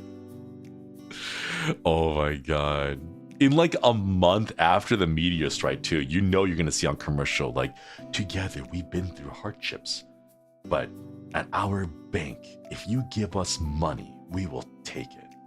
We have been taking your money for the last 30 years, and this meteor strike isn't going to change that. We will still be a family together, so keep giving us your money. You know, like, that's what it'll be, you know? Like, we are spending money to put out commercials talking about bank. Could we be spending this money helping out the neighborhood and the communities and rebuilding like we said? Yes. Will we? No. Please continue to give us your money. You know, like that kind of stuff. Because we've seen it before, right? Like, hello, welcome to the global panini. Everyone is having a hard time, which is why it's more important now, more than ever, for you to give me your money. You know, like, we've seen that, and it's like, what? Use the money to help the people who are in trouble. No. The number line must keep going up. You know, like, oh my god.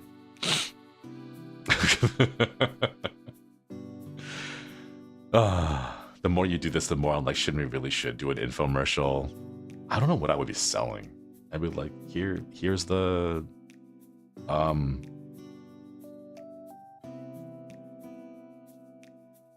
do you have too many pieces of paper flying all over the place? Do you want to staple them together? Introducing stapler. Staples paper together. That's it. That's all it does. It's stable. You'll be like, wow, I have this paper and they were separate, but now they're no longer separate. They're together. Unlike my parents. And then you'll be like, whoa, this is a good stapler that does stapler things. You know?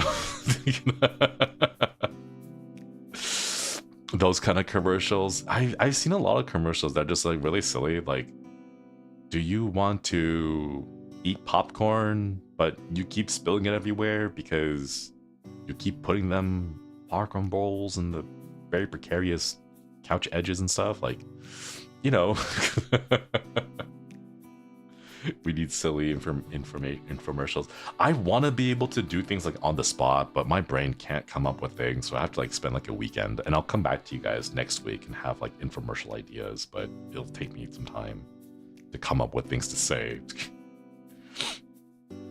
Just dial 1 holostars to order now. That's 1 holostars. What are the numbers? I don't know. Does anyone even remember how to use those numbers? It's you gotta hit on the phone key underneath the numbers. They have not letters, and you gotta hit the numbers a certain amount of times. So like, if you hit, was it 1? If you hit 1 once, it's A, but if you hit 1 twice, it's B. And if you hit the 1 3 times, it's the C. Whoa. Do you guys remember the commercial for Swipe? Because I remember they had like this whole commercial where they had these 2 kids and like, this is the world's fastest phone typer. Phone texter versus the new Swipe like technology or whatever, and the person was using their thumbs to like type with a message, and the other person was using swipes where you just literally just swipe across the letters, right? I remember that commercial, man. Do you guys remember that? I don't know if that's the thing anymore. Here, let me settle down a little bit so I'm not always like off the screen. I hate the mechanic. I like it though. I grew up with it, so like it's like a natural way of me it feels natural for me to type with. Head on. Head on. Apply directly to the forehead. Head on. Apply directly to the forehead. What was that?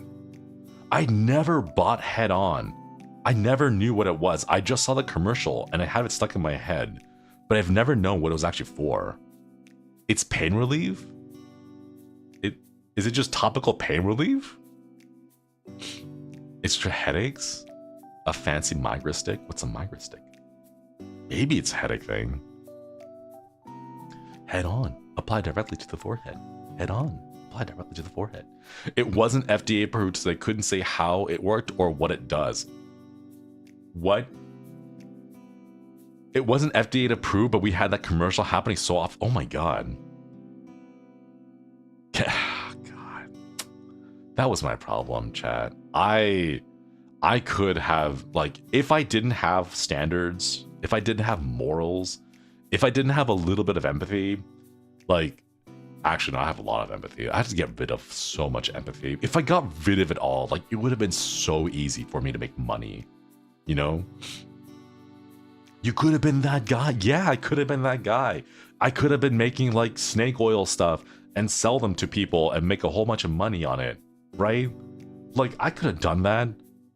I could have gotten away with murder, like, before forensics, before DNA, like 1940s and before, you know, all the serial killer stories. Like, I could have probably survived. I could probably avoid the cops. Fausto, thank you for the 21 months. Okwedi. We call those sociopaths. Nice. Thanks everybody for the membership. Okwedi. I'm just saying, you know, because back then imagine how many people died, and then people were like, well, there's another one. Must be a misalignment of the humors, or like it must be the miasma that killed him, right? Like, do you know how easy it would have been to like take care of people during the Black Plague? Like, a third of the human population at the time died, so you can be like, oh no, it's the plague, it was those pesky rats, you know? Their chakras are off, exactly, right? Kaika, thank you for this. Thank you for ripping the membership. That's 1 holo stars. That's 1 4 5 4 6 5 6 7 2 8 2 7 7. It'd be way too dang long if we did the actual press X times. I can't read numbers. I'm sorry. 1 4 6 4 4 6 5 6 7 8 2 7 7. Call now. But wait, there's more. Oh, quitty. Do people in that era even have the urge to kill someone? Yes. People are people. In the same way that like butt jokes have always been a thing and will forever continue to be a thing, people killing people will also be a thing. Yeah. I don't want your snake oils, get off my property. And then there's someone out there who like, oh, it's an actual alternative to coconut oil. It's a byproduct of snake. Wait, can you? I don't think snakes are fat enough to render oils out of, or fats out of, in the same way that you can like render beef tallow from like, maybe you would need a lot of snakes. I would feel bad at that point. Like snake oil, like literally snake oil, right? You get the meat, you cut it up into pieces, you render out the fat of it, and then you purify the oil. Oh, that's what's called snake. Yeah, it's a literal snake oil.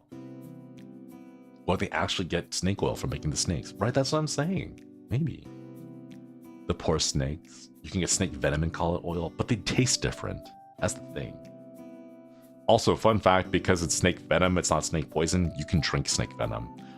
I wouldn't recommend it, especially if you're like me and you eat sea salt and vinegar chips up until a point where you're like, start covering up the inside of your mouth and you have like scratches and sores because of all the chips that you eat. But I still will eat sea salt and vinegar no matter how much it rips out the roof of my mouth because it's delicious. Unless you have like cuts and stuff, don't drink snake venom then. But you can drink snake venom and it's fine. But yeah, that's my husband's favorite chips. Let's go. I love sea salt and vinegar. I want to know how to make my own sea salt and vinegar chips because when I go to Japan, there's not going to be sea salt and vinegar. There's like sea salt and vinegar kombu, which is like the seaweed stuff, but it's not the same as like potato chips, you know? Ah, I want some right now. Venom can't survive your acid. Yeah. Sea salt and vinegar. Oh, it's so good. I don't know why. It's just the tanginess, the saltiness. Whoa. 1, add malt vinegar. 2, add salt. It's not the same. I don't know how they do it. It's different. Because it has to be like the dry, powdery kind of vinegar. It can't be the wet vinegar. Because if you put too much wet vinegar, like malt vinegar, you know, for like fish and chips, you can like sprinkle on malt vinegar, but then it makes it soggy. Which is why I think sea salt and vinegar chips are really good, because it preserves the crispiness of the chip, you know? Because when you sprinkle like the liquid malt vinegar onto like French fries, they get soggy. And like, yeah, it tastes delicious, but like you miss out on the crunchiness. I prefer lemon lime. Oh, lemon lime is pretty good too. Ketchup chips is a Canadian thing, but they're similar. No, I'm not familiar with them. I've heard about them, but I've never actually had them myself. I want to try. Is there vinegar powder? I think there is. I had like a salt and vinegar dry powder mix a while back, but it was specifically for chips. Maybe they have like the baking ingredient one that you can get for kitchens. The crunch is vital. Yeah. Got the powder vinegar you recommended. Great on fish and chips. I need to find... the one that I had back then didn't have enough vinegar flavor to it. I need like a lot more vinegar. I want like super tangy. I wonder if you can like put the bit... No, maybe... it wouldn't make sense to put the vinegar in the oil. Maybe you soak the potato in vinegar? No, but then the heat would get rid of it when you do fry it. I don't know where the vinegar would come in if I try to make it at home. I'm not sure where the vinegar goes. Fell in love with turtle chips because of how crunchy they are. Ah, it's the crunch. It's the crispiness. You know, I want that. They made Takis more expensive, by the way. I'm really sad. The Takis at my place, locally, it was like $5. Now it's like $6.50. And I'm like, no, my Takis. It's gotten more expensive. Probably marinating. Yeah, just seasoning the potatoes inside the vinegar. But you have to like slice them very thinly and then keep them in soaking for a while to get the vinegar to penetrate. If you soak the sliced potato in vinegar, maybe. Yeah, $6.50s for Takis. How about some Dynamitas?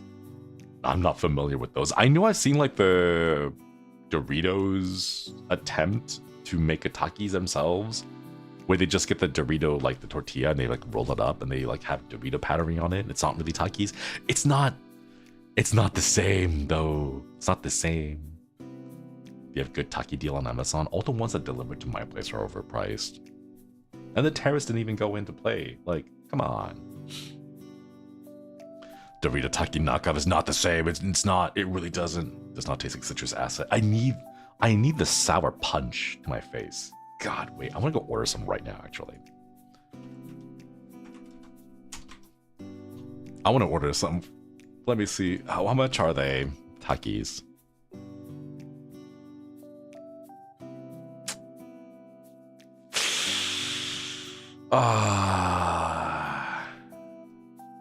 It's not the same. It's not the same, chat. Maybe not. Maybe I don't buy them. I'm gonna miss the flavor when I move to Japan. I was looking at it. Did I tell you guys about this already? It costs like $17 to import Takis to Japan. And I'm like, man, I love Takis, but not sure if I wanted to pay $17 for Takis, you know? Import-export costs. Really crazy.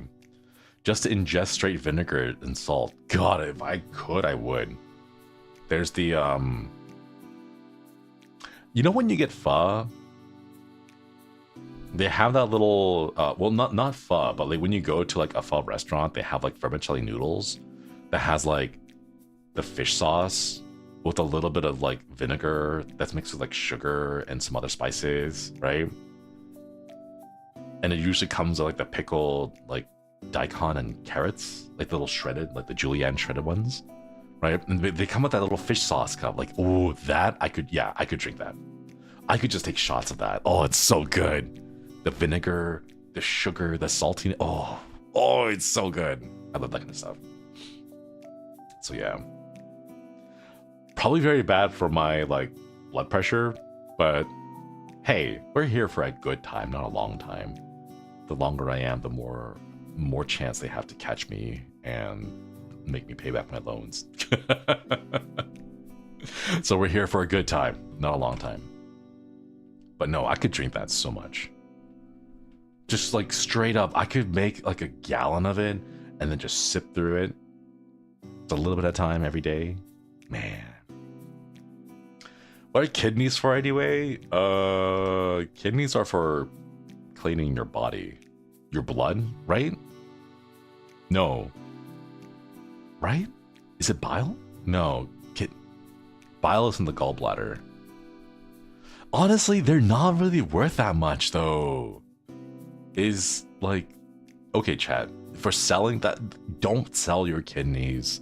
Not because it's like dangerous, but it's just not worth the money. You pay more in medical costs than you do get back from kidneys. Just like, I mean, like, sure, you can make, what was it? $950? But it's not, I don't think it's worth it. Like, almost $1,000, but then you lose out on like $400 for the procedure, so you only get like $500 actual dollars back. It's like the people who are like, if you're if you're on food stamps, why do you still have a phone? It's like, because I could sell my phone for like $300 and then maybe have groceries for 1 month and then never be able to get a job, or I can use the phone to find and apply for jobs online and like entertainment, and to use, like, sure, you could only sell it once, and you get some money, but then that money dries up a lot faster. It's better to keep it and continue to use it than it is to try to sell it. It doesn't make sense. Never said it was my kidney. True. But honestly, if you're going after like body parts, your kidneys are like the least worth valuable ones. Like lungs are lungs are a bit more valuable. Like lungs, heart, eyes, liver is kind of like meh. Your intestines are pretty much useless. What else? Everyone jokes about the spleen, but I don't really know many people who are actually like in demand for spleens. Yeah, heart and eyes are like the most valuable ones, but most people say things like, no, I need that, or it's important to me, or like, give me back her eyes, like it's, they complain a lot, they protest. So like, I don't know, like, really, it's just the heart and the eyes if you can part ways with them, or like your lungs. But if you can't really, like a kidney, like everyone has 2 of them, they don't fetch very much. Yeah, silly stuff like, what are you doing in my house? Or like, where's mom and dad? Good thing I have terrible vision. People sure do complain when I take their eyes, right? But no, like, selling your kidney is not worth it. You save so much more money not having to get like the medication constantly. We should drive out the demand for kidneys so that we could drive out the price, make money selling kidneys, selling their kidneys. These damn millennials. I don't know. I think it's mostly just heart, eyes, and lung.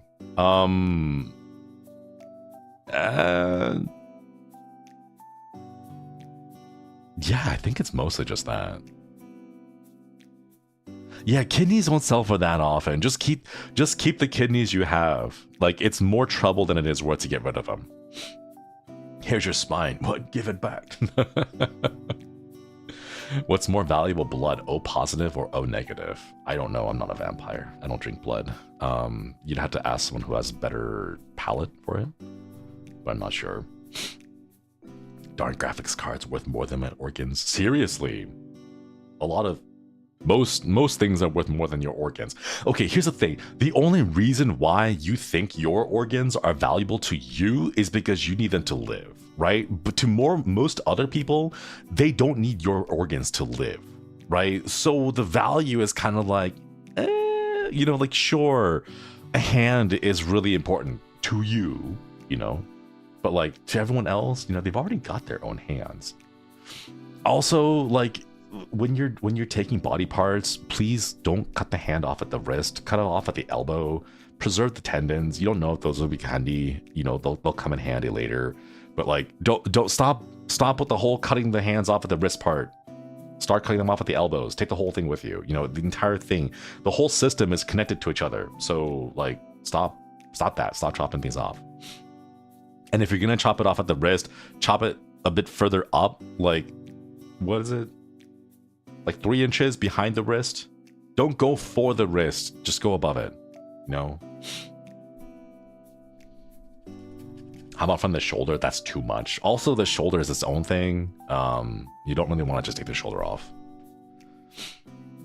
Undisclosed work before Tempest. I'm just saying, chat. I'm just saying. Question: are you wanted for crime in any states? I might be wanted for crimes, but at least I'm wanted. Thank you for the super crow. Maybe. I don't know. They haven't caught me yet. Would also work for legs, like someone from the knee instead of the ankle. Not necessarily. Like, the meat on the shin is different from like the meat on your forearms. The systems aren't that well connected. I'm like, yeah, you can, but like you just want to leave the joint intact. Don't like try to take it off at the joint. Leave the joint on, you know? Just chop the part above it. It's only a crime if you're caught. Exactly. If you're not caught, it just becomes a fun story you can tell at people. And then they'll be like, haha, that's a good story. My, you have such a wild imagination. And I'd be like, yeah.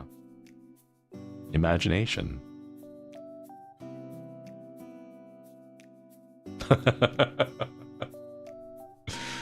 I just joined the stream and the AI gave me the message. Viewers are discussing different organs and their value on the black market. Hey, AI, you're making a lot of assumptions there. First of all, it's not the black market. It's the gray market at most, okay? We're not...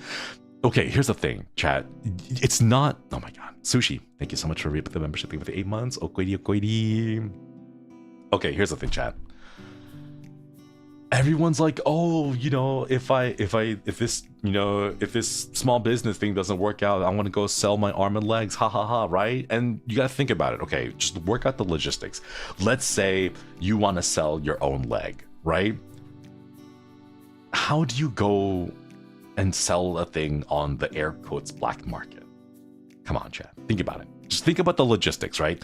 You're not going to be able to go to a shady alleyway and be like, oh yeah, this is the black market. You know, it's the place where all the it's not going to be a physical place, right? You need hookups. You need to have conversations, right? And most people who run these businesses are just there as, you know, as business people is the thing, okay? Like, are they going to be intimidating? Sure, right? Are they going to be armed? Probably. Most of them are. Are they going to like threaten you? No.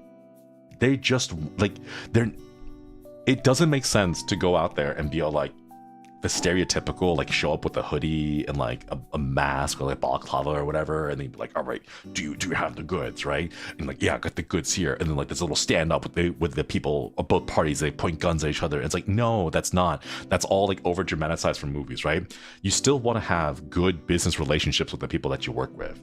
All right, like everyone is living that, who's living that life. No one is going to get intimidated by like showing off like, oh, I have a pistol. It's like, okay, cool, we all have pistols. We all have guns, right? You're not going to scare anyone, right? You just want to have a good business relationship with them, right? But think about it. If you were going to sell your arm and a leg, who's buying? You know? And if you're thinking about who's buying, then like ask, like, are you possibly intruding on someone's currently established territory? Because you don't want to end up being that guy who's like, oh, I'm going to sell oregano, and then end up finding out that you're in someone else's territory, and then you'd be like, oh wait, I didn't realize it was a real thing. And then, you know, that like work out the logistics of selling stuff out. Yeah, everyone needs to be chill for things to stay discreet. Exactly. There's always a demand for organs though. Only in like big cities. Big cities and very small towns that are really happy. Like if you go into a small town of like a very small community, and I'm talking about like maybe under 100 people, under 200 people, right? And everyone is really happy. Don't stay there. Not at nighttime. Don't open the door to the basement. Just leave.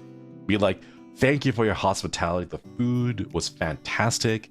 I'm sure the meat pie is also delicious, but I'm just having, you know, we're just doing this vegetarian thing, so thank you so much for the offer, but we really got to get going back on the road, you know, like, just don't. Would blood rarity affect the value? No, because the person who's receiving the transplant will still be on immunosuppressants for the rest of their life. It does help, but like, it doesn't matter. You're still going to be on immunosuppressants for the rest of your entire life. Like not even kidding. If you get any kind of an organ transplant, because, you know, like, hey, I like your kidney, I'm taking it, right? And I take your kidney, I now have to take immunosuppressants for the rest of my life to make sure that my body doesn't attack the new kidney. So yeah. Yeah. Fun fact, back in the day, if you wanted paintings done of yourself, it cost more depending on how many limbs you wanted painted. Hence, it'll cost you an arm and a leg. Oh, is that where it's from? That's actually pretty hilarious. Oh man, I was like, whoa, you got artwork done of yourself with 3 limbs? Oh, look at you, Mr. Fancy Pants. Bougie taste and art connoisseur. I don't know what it is. I don't even know what I'm saying.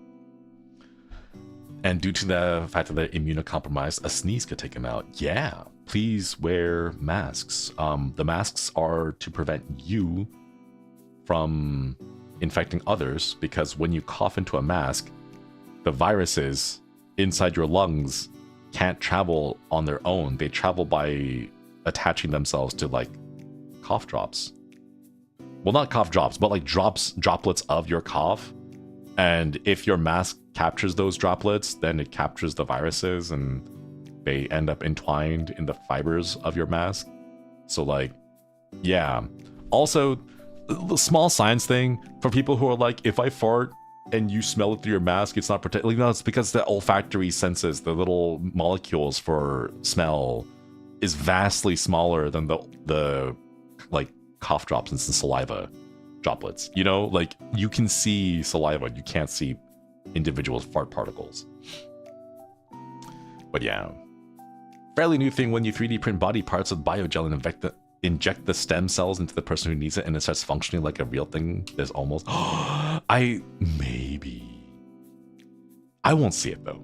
I know that I'm like a little bit too early for it, but you guys might be able to see it. It'd be kind of fun. Actually, no, like half a chat probably won't be around to see it.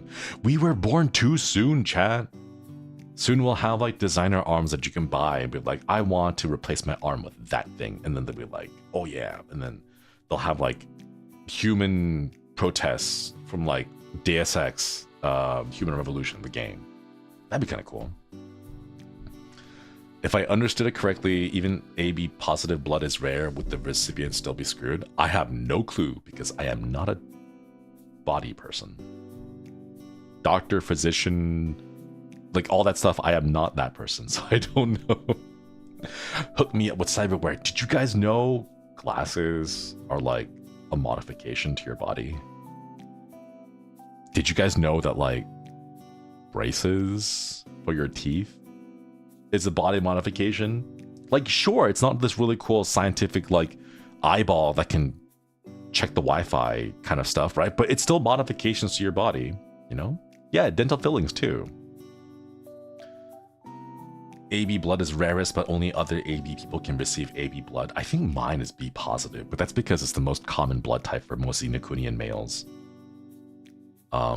Just B positive, B plus. Oh my god. We bring you all the way to Elysium, only for you to get a B plus on your blood test. What we bring you here for? And like, Dad, I can't, that I literally physically cannot change that about myself. And what are you talking about? It's not that kind of a blood test.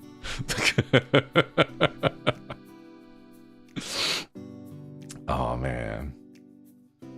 The pain, the way that you said that. B plus blood, why not A positive? Why not A plus? Man. That's actually how my mom remembers my blood type. Honestly, I'm pretty sure my parents also remember it that way. It's your fault, Dad. This is your blood. I wish Sunset Work can do an episode on how different blood types works. That'd be kind of cool. I had brain fart. I was gonna say something about blood. Probably something about drinking it, but I don't remember what I was gonna say.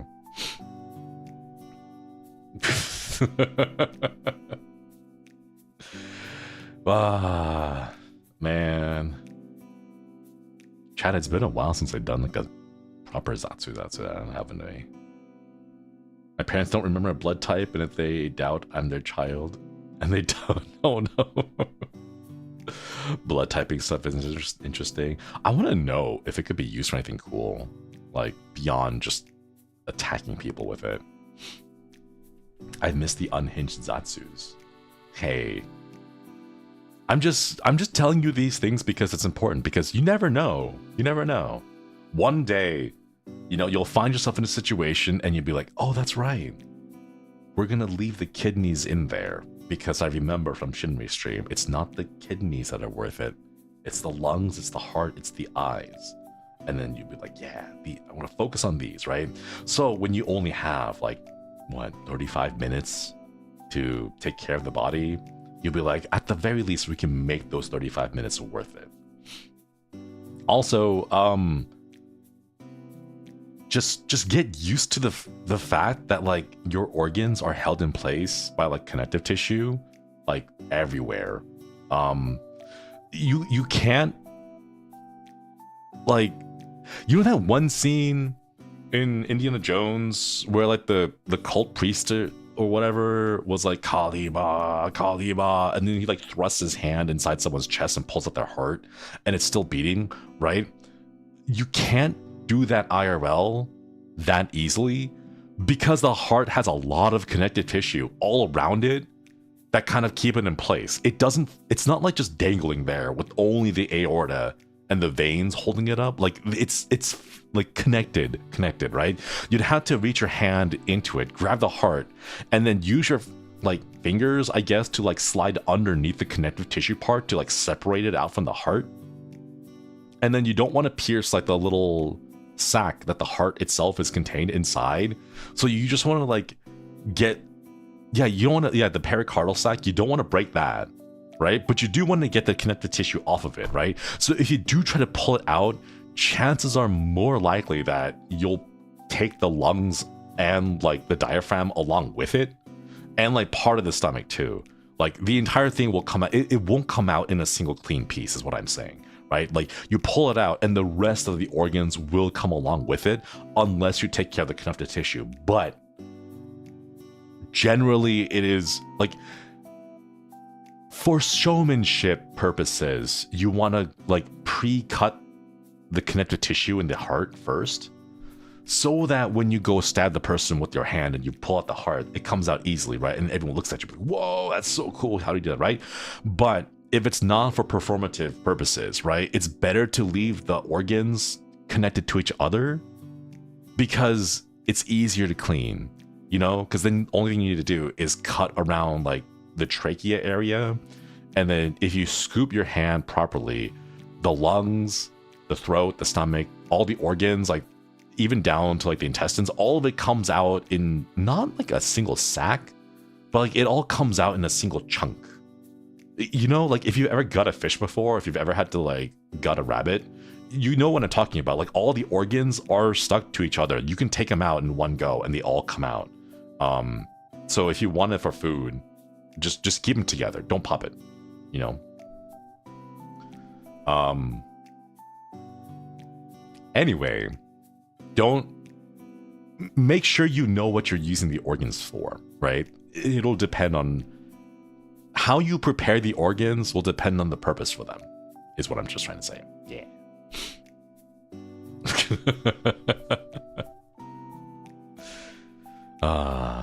Surgery stream collab. That'd be kind of fun. How many have you killed to obtain this level of knowledge? You don't have to kill the person for that to be a dead body. I'm just saying, you know?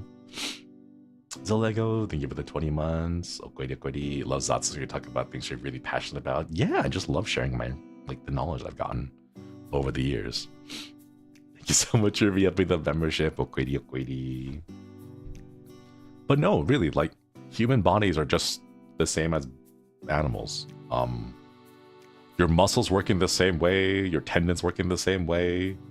The same like neurotransmitter blockers that work to prevent or cause paralysis in most animals also works on people too. But like, you know, not everything is like a sterile work environment. Everything's out in nature. And you said you talked rocks? I did. I used to. The rocks never had any good questions to ask, but they were very good listeners. Animals do have certain differences though, but the content is almost the same. Yeah, it is. Roughly the same. A year ago, I remember Shinri saying how he wanted to be a little more unhinged character development, I guess. I'm just saying, here's the thing.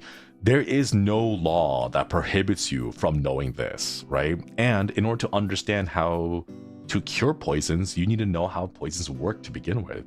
You know? I need a nap. Thank you for the 13 months. Okwedi, love joining the stream and being jump scared by my Oshi. Why are you so close to the screen? So I can perceive.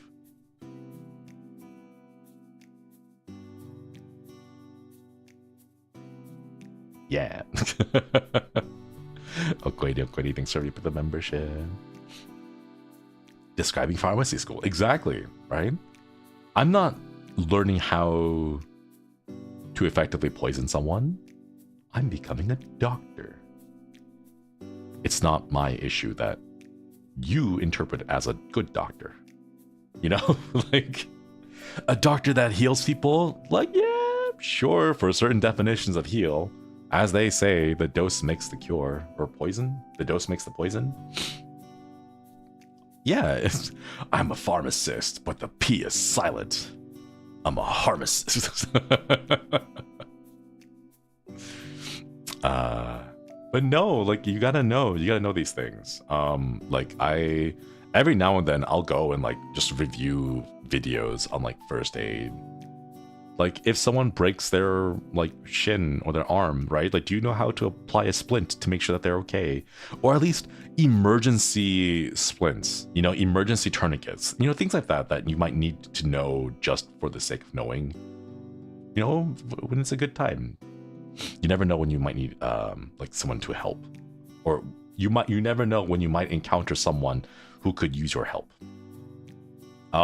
Except for CPR, I would say CPR, please make sure you go get a proper training course from that with proper licensed authorities, because they actually give you like the little card thing. What's it called again? CPR certification card or whatever. Like once a year, I think you have to take a little lesson to like refresh it, but like you do have to get like a proper thing. But other stuff, like, you know, knowing how to like use a splint, you can just Google that. Yeah. ACLS and BLS. Yeah, that's the one. CPRC. Ah, nice. I say the same for the tourniquet. Most people forget that a tourniquet is supposed to stop blood. It's not supposed to be comfortable, chat. It's not like tightening your belt. It's like squeezing your belt so hard that you can feel your intestines shuffling and moving away to make space for how tight it is. It has to be super tight. It's not here's like a little like a friendship bracelet. No, it needs to cut off the blood so that they stop losing blood.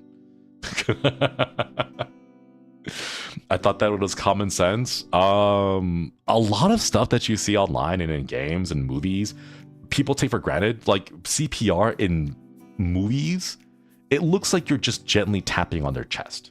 No, you have to break the rib cage, and you need to go like hard in with your back and shoulders. You have to press down really hard.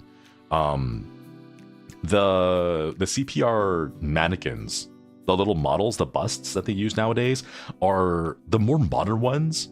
Give you a more accurate sense because they are made of like a rubber, and on the inside is like this really hard shell, plastic shell, and you have to press down hard enough to deform the plastic shell to count as a proper chest compression. And it's roughly the same force it takes to break your rib cage, because you like, it's either they live or they die.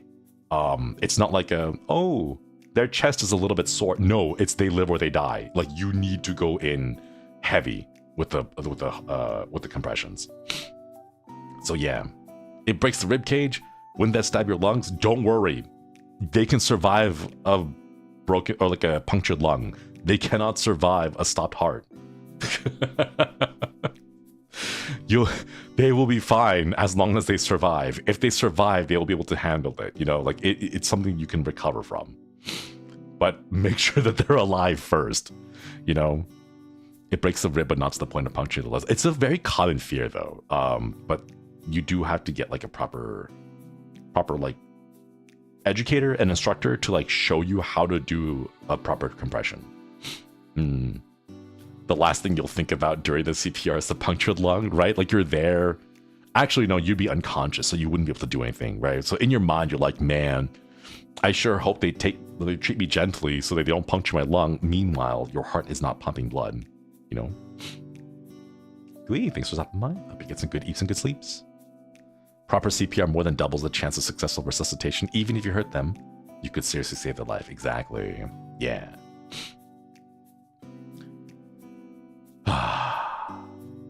Fun stuff. Fun stuff. I love my weekly health and anatomy lessons from Shinri. Let's go. I saved my dad with CPR, learned how to do it for real. Absolutely. I think CPR, I feel like there are some skills like swimming, not like competitive swimming, but like just enough to be able to like tread water for at least like 30 minutes to an hour. I think everyone should learn how to do CPR. I think everyone should learn how to swim. Everyone should learn how to jumpstart a car. If you live in a place where cars are the primary forms of transportation. So like if you live in Japan and like you can take public transportation for everything, you don't have to worry about it, right? But like if you live in like Elysium, any state in Elysium, you might as well learn how to jumpstart a car properly because you don't want to hurt yourself. You take 2 cables, one of them is orange, one of them is black, positive, or I guess some of them are yellow. One's positive, one's negative, in the right order to like hook them up with to like jumpstart a car. Yeah. What to do when people are choking? Yeah. The Heimlich maneuver. Very good. Also, the Heimlich maneuver. Please be forceful with the Heimlich maneuver. The difference is you awkwardly giving them a hug from the back while they choke and die, or you actually perform a proper Heimlich maneuver and they survive and everyone claps and they don't mind the fact that you like almost broke their ribcage again. But yeah, like please learn how to do it properly. It's not like awkwardly going around them and giving them a hug from the back and just like gently massaging their stomach. Like that doesn't help. You know, that doesn't help. Just, like you could literally just uppercut them in the stomach and that would probably be more effective than the weird hug that people do. Also learn to self-Heimlich. Yeah. Where do you compress when you're doing the Heimlich maneuver? You're effectively squeezing their diaphragm, because the idea is whatever air is inside their lungs, you want to use the air inside their lungs to force whatever obstruction there is in their throat. So you are pulling up, like you put your hands, like you make a fist with one hand, and then you cradle the fist in the other hand to make like a small, like a balled up double fisting, right? And then you press up around their belly button area, like just above their belly button area, and then you jerk upwards. Because the idea is you're compressing the diaphragm. You're not squeezing their intestines. You're compressing the diaphragm, so you gotta go up. So you pull upwards. Yeah. The solar plexus? No, it's much lower than that. You're going, you know how your rib cage has like that little, like has like the giant gaping hole at the bottom of it where like your intestines kind of start? You're pushing into that area, like in the middle but down below, so you go up into it. Where your diaphragm is, you're manually squeezing the diaphragm hard enough that it forces any air left inside the lungs to build up enough pressure and dislodge whatever obstruction is in their throat. Yeah. Jimmy, do you know how to start a fire from scratch? Yeah. There's a lot of different ways, but the easiest is just to take out the gun and be like, make a fire. And then they'll be like, I don't know how to make a fire. It'd be like, make it or I shoot. And then they make the fire. So like how it works, I'm not really sure. Magic probably, but like easiest way to do it. The diaphragm is the base of the ribs and sternum, so you're trying to go underneath the sternum. Yeah, and that's why you go in jerking upwards motion. It's not a bear hug towards you. It's a squeeze upwards, because that's where the diaphragm is. It's like it moves up and down. You know, always jerk upwards. Yeah. That one meme. A good method for digging a hole too, right? Exactly. Although, to be fair, I like digging holes.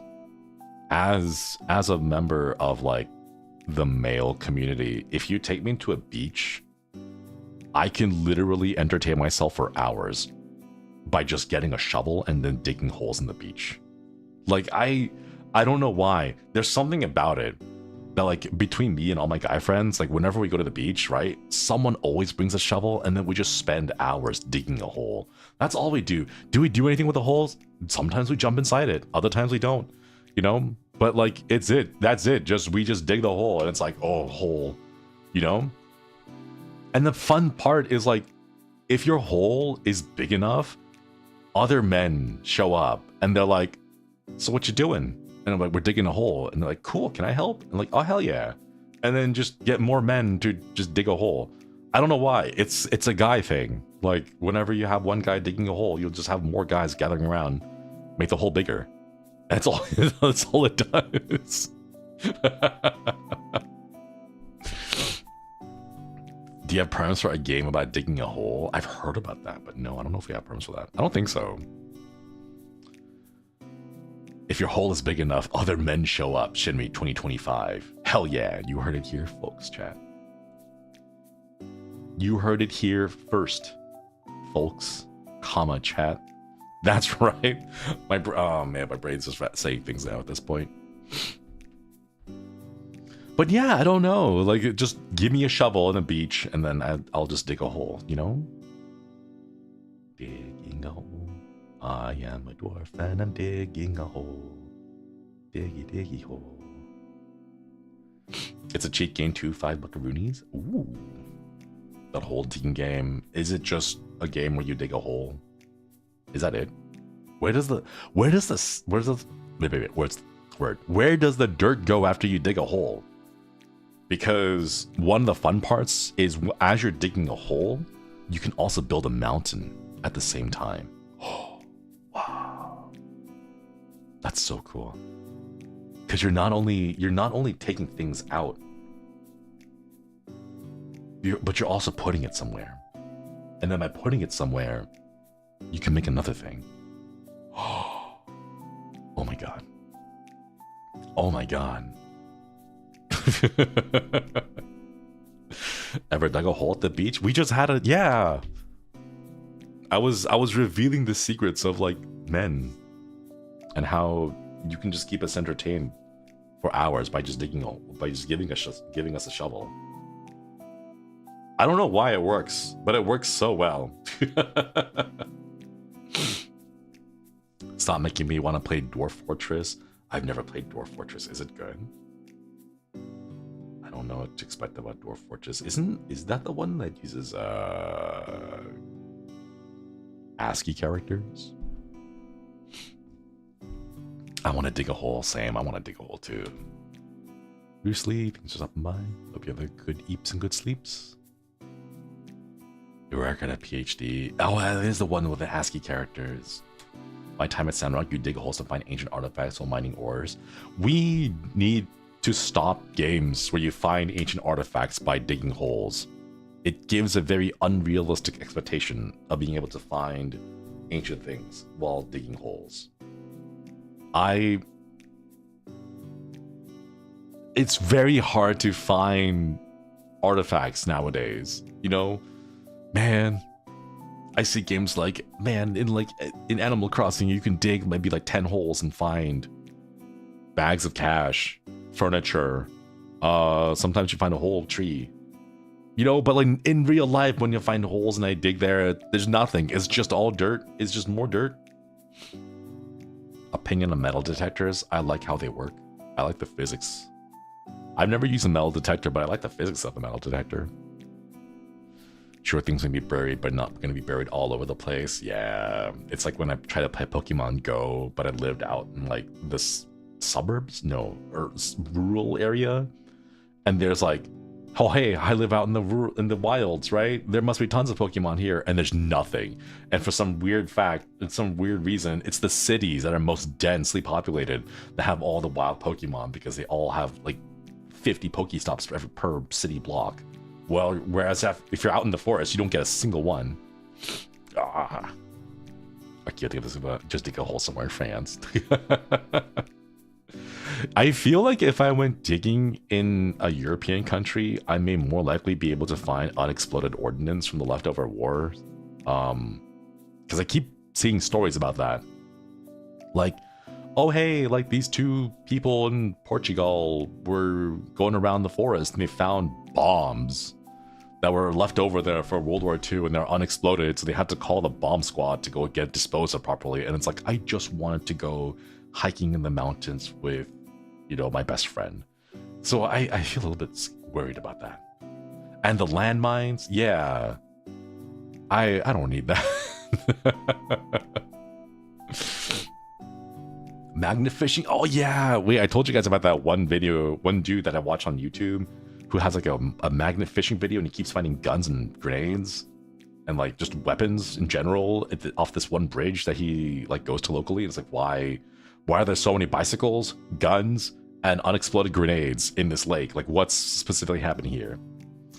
Yeah, I would be so scared. Curiosity would make me want to try, but if I pulled my first grenade, I'd be like, all right, I'm done. No more. We're not going to deal with that kind of stuff, you know? Like a complete opposite videos, like the Dandelion Crayon Girl. I seen the Dandelion Crayon Girl. Whatever happened to Dandelion Crayon Girl? Didn't like Crayola come back with dandelion color or something? At least you tried. Don't put a grenade down the toilet. I don't think a grenade would fit in most toilets.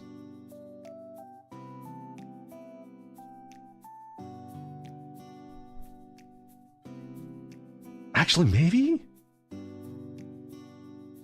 If you... Would it? I don't think so. No, they wouldn't make the turn. I don't think... You would have to, like... Would they? No, they wouldn't. I don't think they would fit. I'm trying to visualize, like, the size of one. No, it wouldn't fit. I don't think so. It would just get stuck on the first curve, and then when it goes off, it would be very uncomfortable. You know? Much safer option for magnet fishing for grenades is exploring abandoned reactor plants for glowing materials. Oh, the crunchy rocks, the spicy rocks. I want some of that. I've seen some videos of people who own, like, radioactive utensils and cutlery and stuff. They'd be like, oh hey, check out this candy serving dish from like my great aunt, and then like they bring the Geiger counter over to it and it's like glowing green and it's like it's made with cesium and it's just like it's just popping off. The little Geiger counter is like screaming its head off because there's so much radiation, and it's like, yeah, we used to serve candy in this little bowl, and it's like, what happened to everyone who ate the candy? Oh yeah, the forever seasoning. Or the green uranium plates. The ones that I like are the orange ones because they look like standard orange porcelain. Like it's like a little porcelain plate that's been orange or glazed with orange, right? It looks fine until you bring the Geiger counter over it and you hear it screaming and you're like, maybe I shouldn't be eating food off of that radioactive plate. Sorry, I'm like still fidgeting with things, so I dropped my pen. Fiesta ware. Yeah, all candy becomes pop rocks, right? Big Candy hates this one trick. I wonder if you could though. I want to make candy. I want to try making candy. I want to make dalgona. When I move to Japan, I'll make some dalgona candy. It's really easy to make. It's just sugar, and then you melt it. The one that I'm familiar with uses like this copper pot pan. I don't know what you call it. It's like a little scooper made of copper, like an ice cream scoop, but it's just enough to hold like maybe two tablespoons of dry ingredients. You get the sugar, you melt it, and then after it's melted and it turns a little brown, you sprinkle in some baking soda, and then it puffs up. I want to make some of those. Hang on. I want to add that to the list of hand cam ideas for Japan. Dalgona. Hand can stream. Hand can stream. And then like koi fish cookie cutters of like different designs. Koi fish, like, I guess they're just cookie cutters, right? And then you just press down on them. Not all the way, just enough to imprint the design, and then yeah, we'll do that. Can make cute shapes as well. I don't know how to make those. A melon baller, kind of like a melon baller, but it doesn't have the little scoop part of it. It's just the little ladle part. Yeah. Shinri Dragonbeard candy stream. Whoa, Dragonbeard candy. Wait, how do you make Dragonbeard candy? Is that something you can do in house? Dragonbeard candy. That's the one where you just get like a toffee, like a stretchy toffee, and then you coat it in like confectioner's powder sugar, right? And then you just keep stretching it over and over again. Yeah, you can, but it's not easy. I want to try. I think once I move to Japan, I'll be doing a lot more of this kind of stuff because I'll have a kitchen and be like, it's my kitchen. I don't have to worry about making a mess. I'm gonna make a mess every single day, and I won't be inconveniencing my housemates because I won't have any housemates. Wow. Kombucha's making stream. I'm gonna be honest, I don't really like kombucha. I don't like the flavor. I don't like the taste of it. Can even use Jolly Ranchers. Oh. I think the Dragonbeard candy is like the sugary candy that you stretch out over and over again. So you go like one strand and you stretch it and you make 2 strands, stretch it again, make 4, and so on. Cheese making stream. I'm not sure if I can do cheese making streams. I don't know how I would buy the ingredients for it. I don't know if I could buy rennet in Japan. Is that a thing? Can you buy? I know you can buy rennet here, but like you just order it on like online. But like I don't know about Japan. I don't know how I would find those. I want to do all these streams, and then I realize I can't read most of the kanji for these ingredients right now. I gotta do a lot of practice. Gotta do a lot of studying. Butter churning. What, you want to see me do a hand cam where I just have like a bottle of butter, a bottle of milk, in like one of those like protein bottles? The one with the little shaker on the inside, right? And it's just like 3 hours of me shaking the bottle to get butter out of it. Is that what you guys want? Hand cam butter stream? Hand cam butter making stream. 2 hours of shaking milk on camera. I wrote it down. I don't know if I'm going to be able to do that, but I just wrote it down. Who knows? My right arm is stronger than my left arm. I wonder why. Like butter. It's because of butter. That would count as exercise for sure. I don't know how long it would take. Just a hand cam stream of you drinking butter? Drinking butter. Wait, isn't that how they make it? You get like the butter. Oh no, it's ghee. I'm thinking about ghee. You get the butter and then you melt it down and then you clarify the butter and then you can let it go on its own, or you can like purify it even more. Ooh. Hot butter ice cream. Oh, butter ice cream. I can go for some butter ice cream. Yeah, ghee is really good. Ghee is amazing because like I think the purification process raises the smoke point of the butter, so you can like crank up the heat on anything and ghee will be fine. Like it'll still impart that delicious butter flavor to anything, but it won't burn is the thing, because the smoke point skyrockets after all the purification. So you can cook it for super high intense high heat meals and it's so good. It's so good. Bulletproof coffee? I've heard of that. That's the one where you put coconut oil into coffee, right? It gives you the shits. I wouldn't recommend it. Make sure your diets are sustainable. You don't drink oil with coffee. I don't. No. Please don't. It just gives you the shits. That's all it does. Shadow, thank you. Will you make us some exotic butter if you do a hand cam? Exotic butter. Okay, I'm gonna write that down. Exotic butter. The answer is yes, but I'm gonna cop out a little bit. And make mentaiko butter. You know, like, I know mentaiko mayonnaise is there, but I'm sure you could do the same thing with butter. You know, like, I'm pretty sure you could do that. Exotic butter? Oh no, it's just like butter with like different, like, you know how you can make like garlic butter?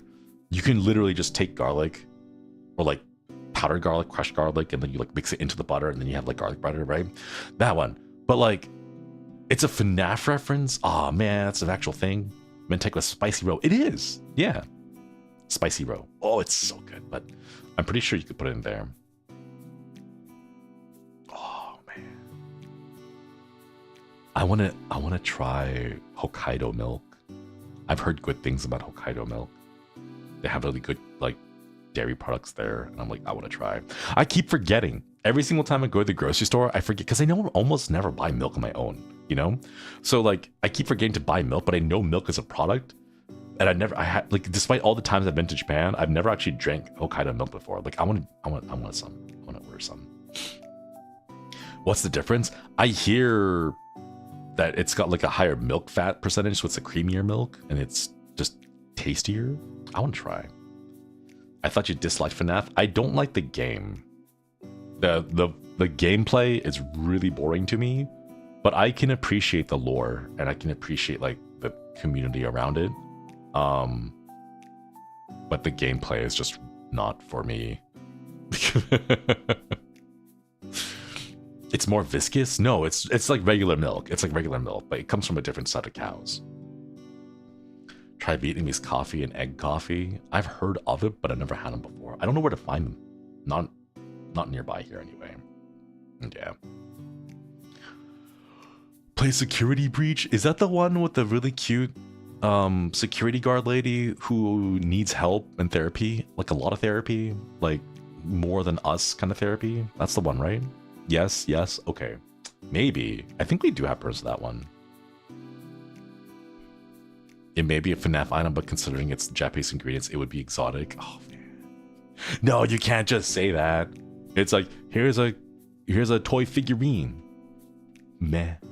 Here's a toy figurine, but Japanese. Oh, whoa. $600. An Android. I'm still waiting for my Bishojo Sadako statue that you guys maybe ordered last year. I don't know when it's showing up. April, I think. Thing, Japan. Like, yeah, thing, but all same thing, but also Japan. Whoa. You're still waiting for that? Yeah. $60? I don't remember how much it was. Bishojo Sadako statue. Where is it? I don't know. I haven't checked it out. Here, let me... Oh! I found it. No, it was 160, which was like one of the large single purchases I made that year, because I was like, I really want to get it because it looks really pretty. Was that the VHS covering of the spicy bits? Is it? I don't think the spicy bits are rendered in this. Report back to us on the ghost coochie. I don't think it's rendered in this, chat. Yes, it's that one. Strategic tape sensor. I can't tell off the product pictures, but they probably wouldn't show it anyway. Not on the product pictures. Ghost cooch is wild. review stream when you receive to confirm. I'm not sure if I can show it on stream. I have to ask my chat. But there really wouldn't be anything to show. I'd be like, it's here. Here's the box. Here's the figure. Woo! Now I need to... Here's the thing, though. I can't take it out of the box. I have to keep it in the box. Because if I take it out of the box, I'm going to have to put it back in the box when I move. So, like... I don't know. Spooky Gucci board? Man. I need to get, like, the Ouija board. I really need to get a Ouija board. I'm so glad that this is my headphones and my coworkers can't hear this. I feel so bad for the people who are watching on like their televisions or like their Samsung smart fridges or something like that. Josuigi. Exactly. It's perfect. It works out perfectly. Before traveling to Japan, I need to practice more. I gotta not Nihongo Jozu, but like certain small phrasebook Jozu, you know? At least open it to check if there's no defect. But doesn't opening it like reduce its value for resale or something? I don't know. What kind of theme would you go for? A board or classic? I don't know. I'm not sure. Maybe just the classic board, because it's. I want it to be like easily carry aroundable if that works out. You know, like I want like a mini Ouija board that's like travel size, so I can bring it with me anywhere. I think that'd be kind of nice. You're going to resell? No, I'm just saying, like, doesn't it? I've never owned figures like these before. The only figure like this that I own is a Rosalina and Luma Nintendo Amiibo, and I've never owned figures before because I don't. It's like money, you know, and I'm like, a keychain, a Ouija keychain. Wait, that'd be really cute. It'd be impossible to look at it. Oh, you know, Chad, you know those like little plastic acrylics that have like water on the inside of the toy? Right? It's a little Ouija board, but on the inside it's filled with water, and the little planchette is free, so you can shake it around, and the planchette like swims around with the water. That'd be kind of cute, you know? Do you guys remember the little plastic toy aquarium with the two little buttons on the side, and they had like small plastic rings, and you had to like squeeze the button down, and it forces up a small jet of water that pushes up a plastic ring, and you want to like try to get them to hook onto these like little hooks? Yeah, those things. I never managed to figure. Did I ever do? Maybe I did like once or twice when I was a kid. But like those little toys, you know, it'd be like that. It'd be like a little Ouija board, but it's filled with water so that you can like shake around the planchette on the inside. The cheap ones broke so easily though. Yeah. Oh my god. I want like, you guys know Lisa Frank? We talked about Lisa Frank a while back. Like the Frutiger Arrow animal and dolphins and bubbles and whales and stuff like that, right? I want like a koi themed Lisa Frank inspired design that I can like print out as like a book cover or like a notebook cover or something. I don't know. I think that'd be kind of fun. I don't know what it would look like though. Like Lisa Frank inspired, but with koi fish. That would look so cool. As like a foam background too, you know? All her folders and pencil cases. Yeah, exactly. What if we made one together? It'd be really difficult. I can't do 3D rendering stuff like photorealism. I think is photorealism? Hang on, let me take a look. Lisa Frank. Okay, so it's not quite photorealism like Lisa Frank animals. Animal prints. God, that's so much color. Oh my god. That's a lot of oranges and purples and yellows. Wow, that's so much color. My eye actually hurts looking at these. But like,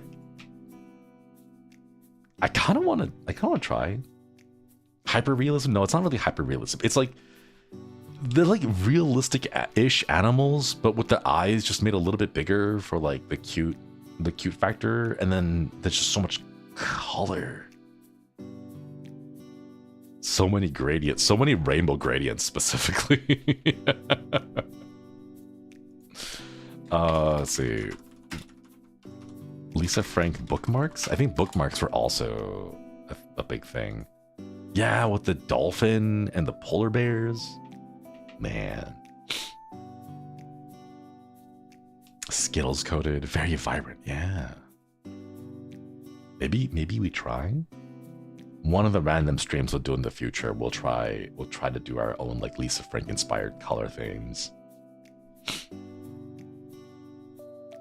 I had a Lisa Frank diary with the plastic lock on it. Ooh. The ones that I remember are like the erasers.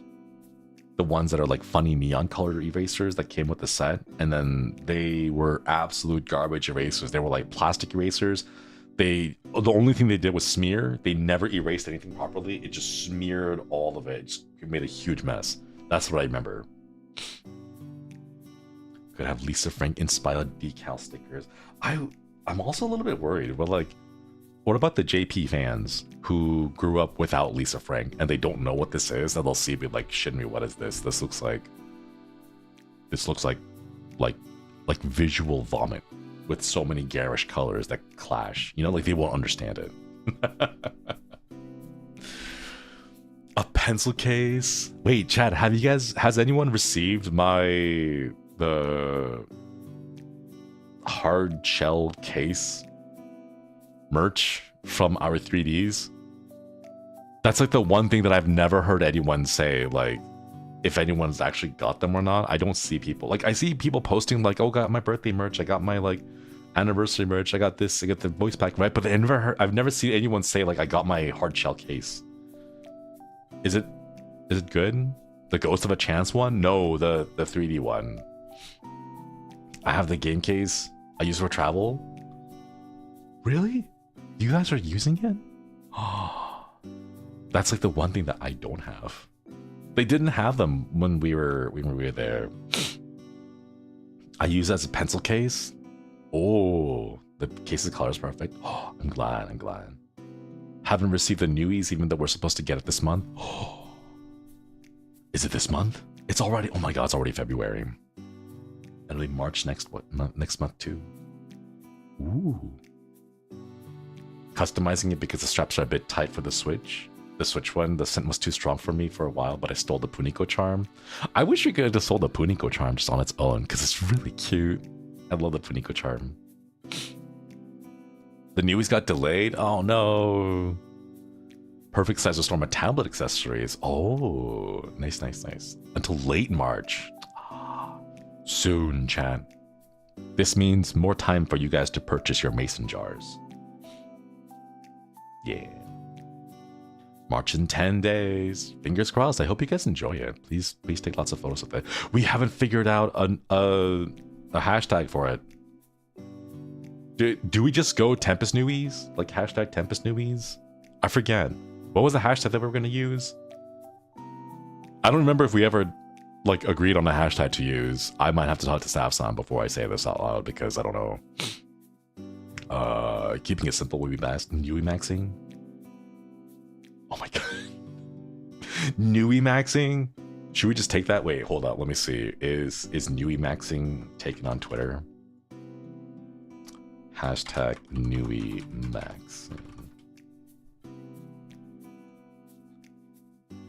There is one tweet that says hashtag Newi maxing from August 17th, 2024. So last year. But there's only literally just one tweet for hashtag Newi maxing. Hang on a minute. Let me go. I think I may have to go talk to Staff Son first.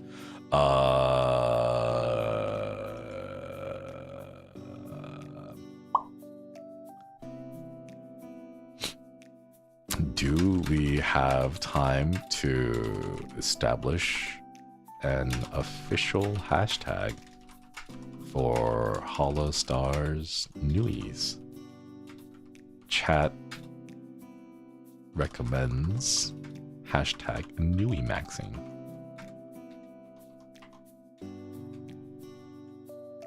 There we go.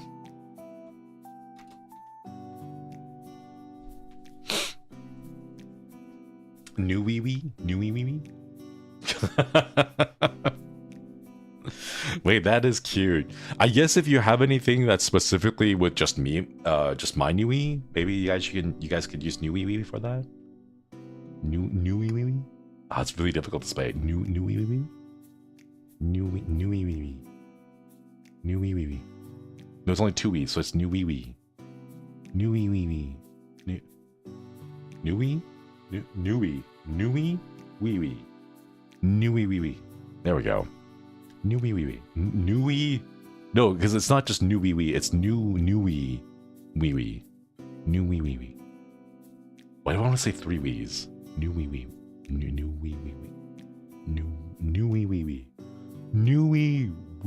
There, whatever. You guys know it.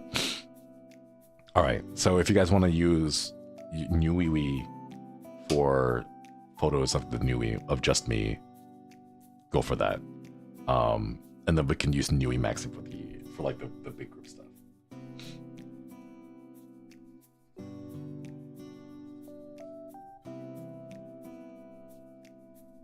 Newi. Reminds me of the cat going wee. Yeah, Haka kept saying that to me. He's like, "Hey, should we check this out?" I'm like, "What is this?" And it's just the cat wee. Very cute, but so loud. Oh man. Oh.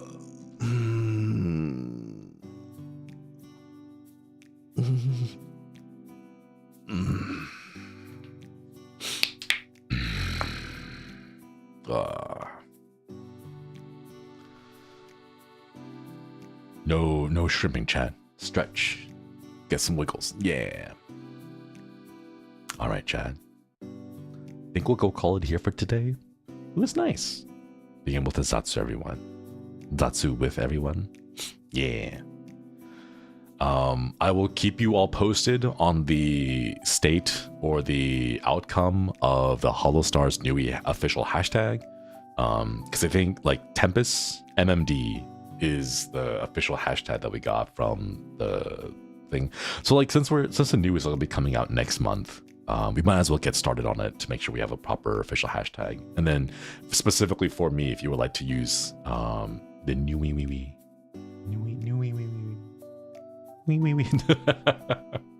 If you want to use Newi for just my Newi and like the adventures, I think it'd be really fun to see like pictures of like me riding Puniko. That'd be kind of cute because I'm pretty sure the Newi is much smaller than a Puniko plushie. So like I'm pretty sure you can like place me on top of the hat and then it would sit perfectly, or like lean me against the hat, and then you can like share adventures of Newi and Puniko. That'd be cute. Aww. There are different Newi sizes too. I thought there was only one size. I didn't realize there were multiple sizes. Oh my god, that'd be kind of the craze. Enter the wiwi verse. Enter the wiwi verse. All the different sized wiwis. Hell yeah. I'm so sad when I started watching after the Newi sale. Oh no. I don't know if they ever will do a rerun, but I hope they do. If they do, I'll let you guys know as soon as I hear any information from them. But like, I hope they do a rerun in the future. But yeah, it's just one size. The JP has a couple of sizes. Ah, okay, I see. How they do a rerun of the Tempest mascot plushies? I hope so too. I hope so. Just didn't have money at the time of the sale. Ah, that's always rough. I'm still holding off on the Shinri draws your profile picture thing. I know the other boys have done that, but I feel like February is still not enough time to have recovered, and I don't want to be all like adding more pressure to your wallets. So I might do maybe like not Thursday, April. Why did I think April was Thursday? Maybe because tomorrow is Wednesday and tomorrow would be March, and the day after tomorrow, the month after March, is April. That's why my brain thought Thursday was April. No, it's because my brain mixed up days and months together. Don't you know? Like Isn't it nice to be able to be like, oh, so that's why my brain jumped to those conclusions? Like, it, yeah. That January was a very tempura month. Aww. Must give tempura wallets a break, just a little bit of time to recharge and recover. I was only able to get one, so I had to make tough decisions. No worries, it's all good. I'm sure you can also get like fan-made Newies as fan merch. Support small artists, chat. Please be sure to give lots of love and lots of support to small artists. Yeah. All right, chat. Let me see. Oh, the tab crashed. The Zatsu stream tab crashed for some reason. All right, let me go ahead and see who is currently streaming. Send you off on a raid to their channel. Ooh. About Blank, thank you for the 4 months. Okay, thanks for the stream, but to land my long haul flight, luckily the internet is not too laggy. Let's go! Fingers crossed for a safe landing. Congratulations on the trip. I'm glad I was able to keep you company for the flight. Thank you so much for reaping the membership, Okwidi. Gerard in 15 minutes. How long is the cat VP available? I don't know, actually.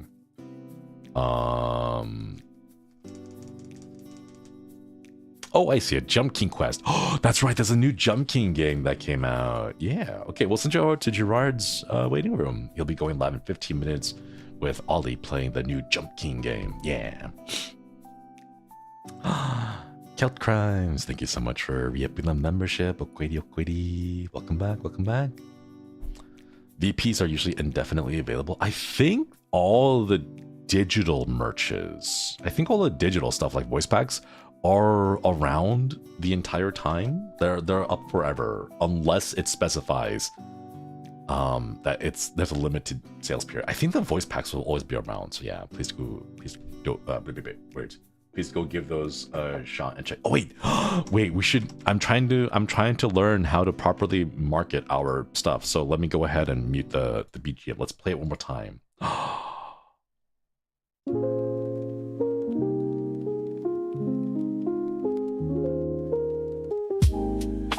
There. I'll leave some of my fur on you as thanks. Now you can carry a piece of me wherever you go. I'm not some spoiled little kitty, okay? Keep your treats. I don't need them. Wanna try it? Yowie, obviously. Come on. Nobody else is awake. It's just us.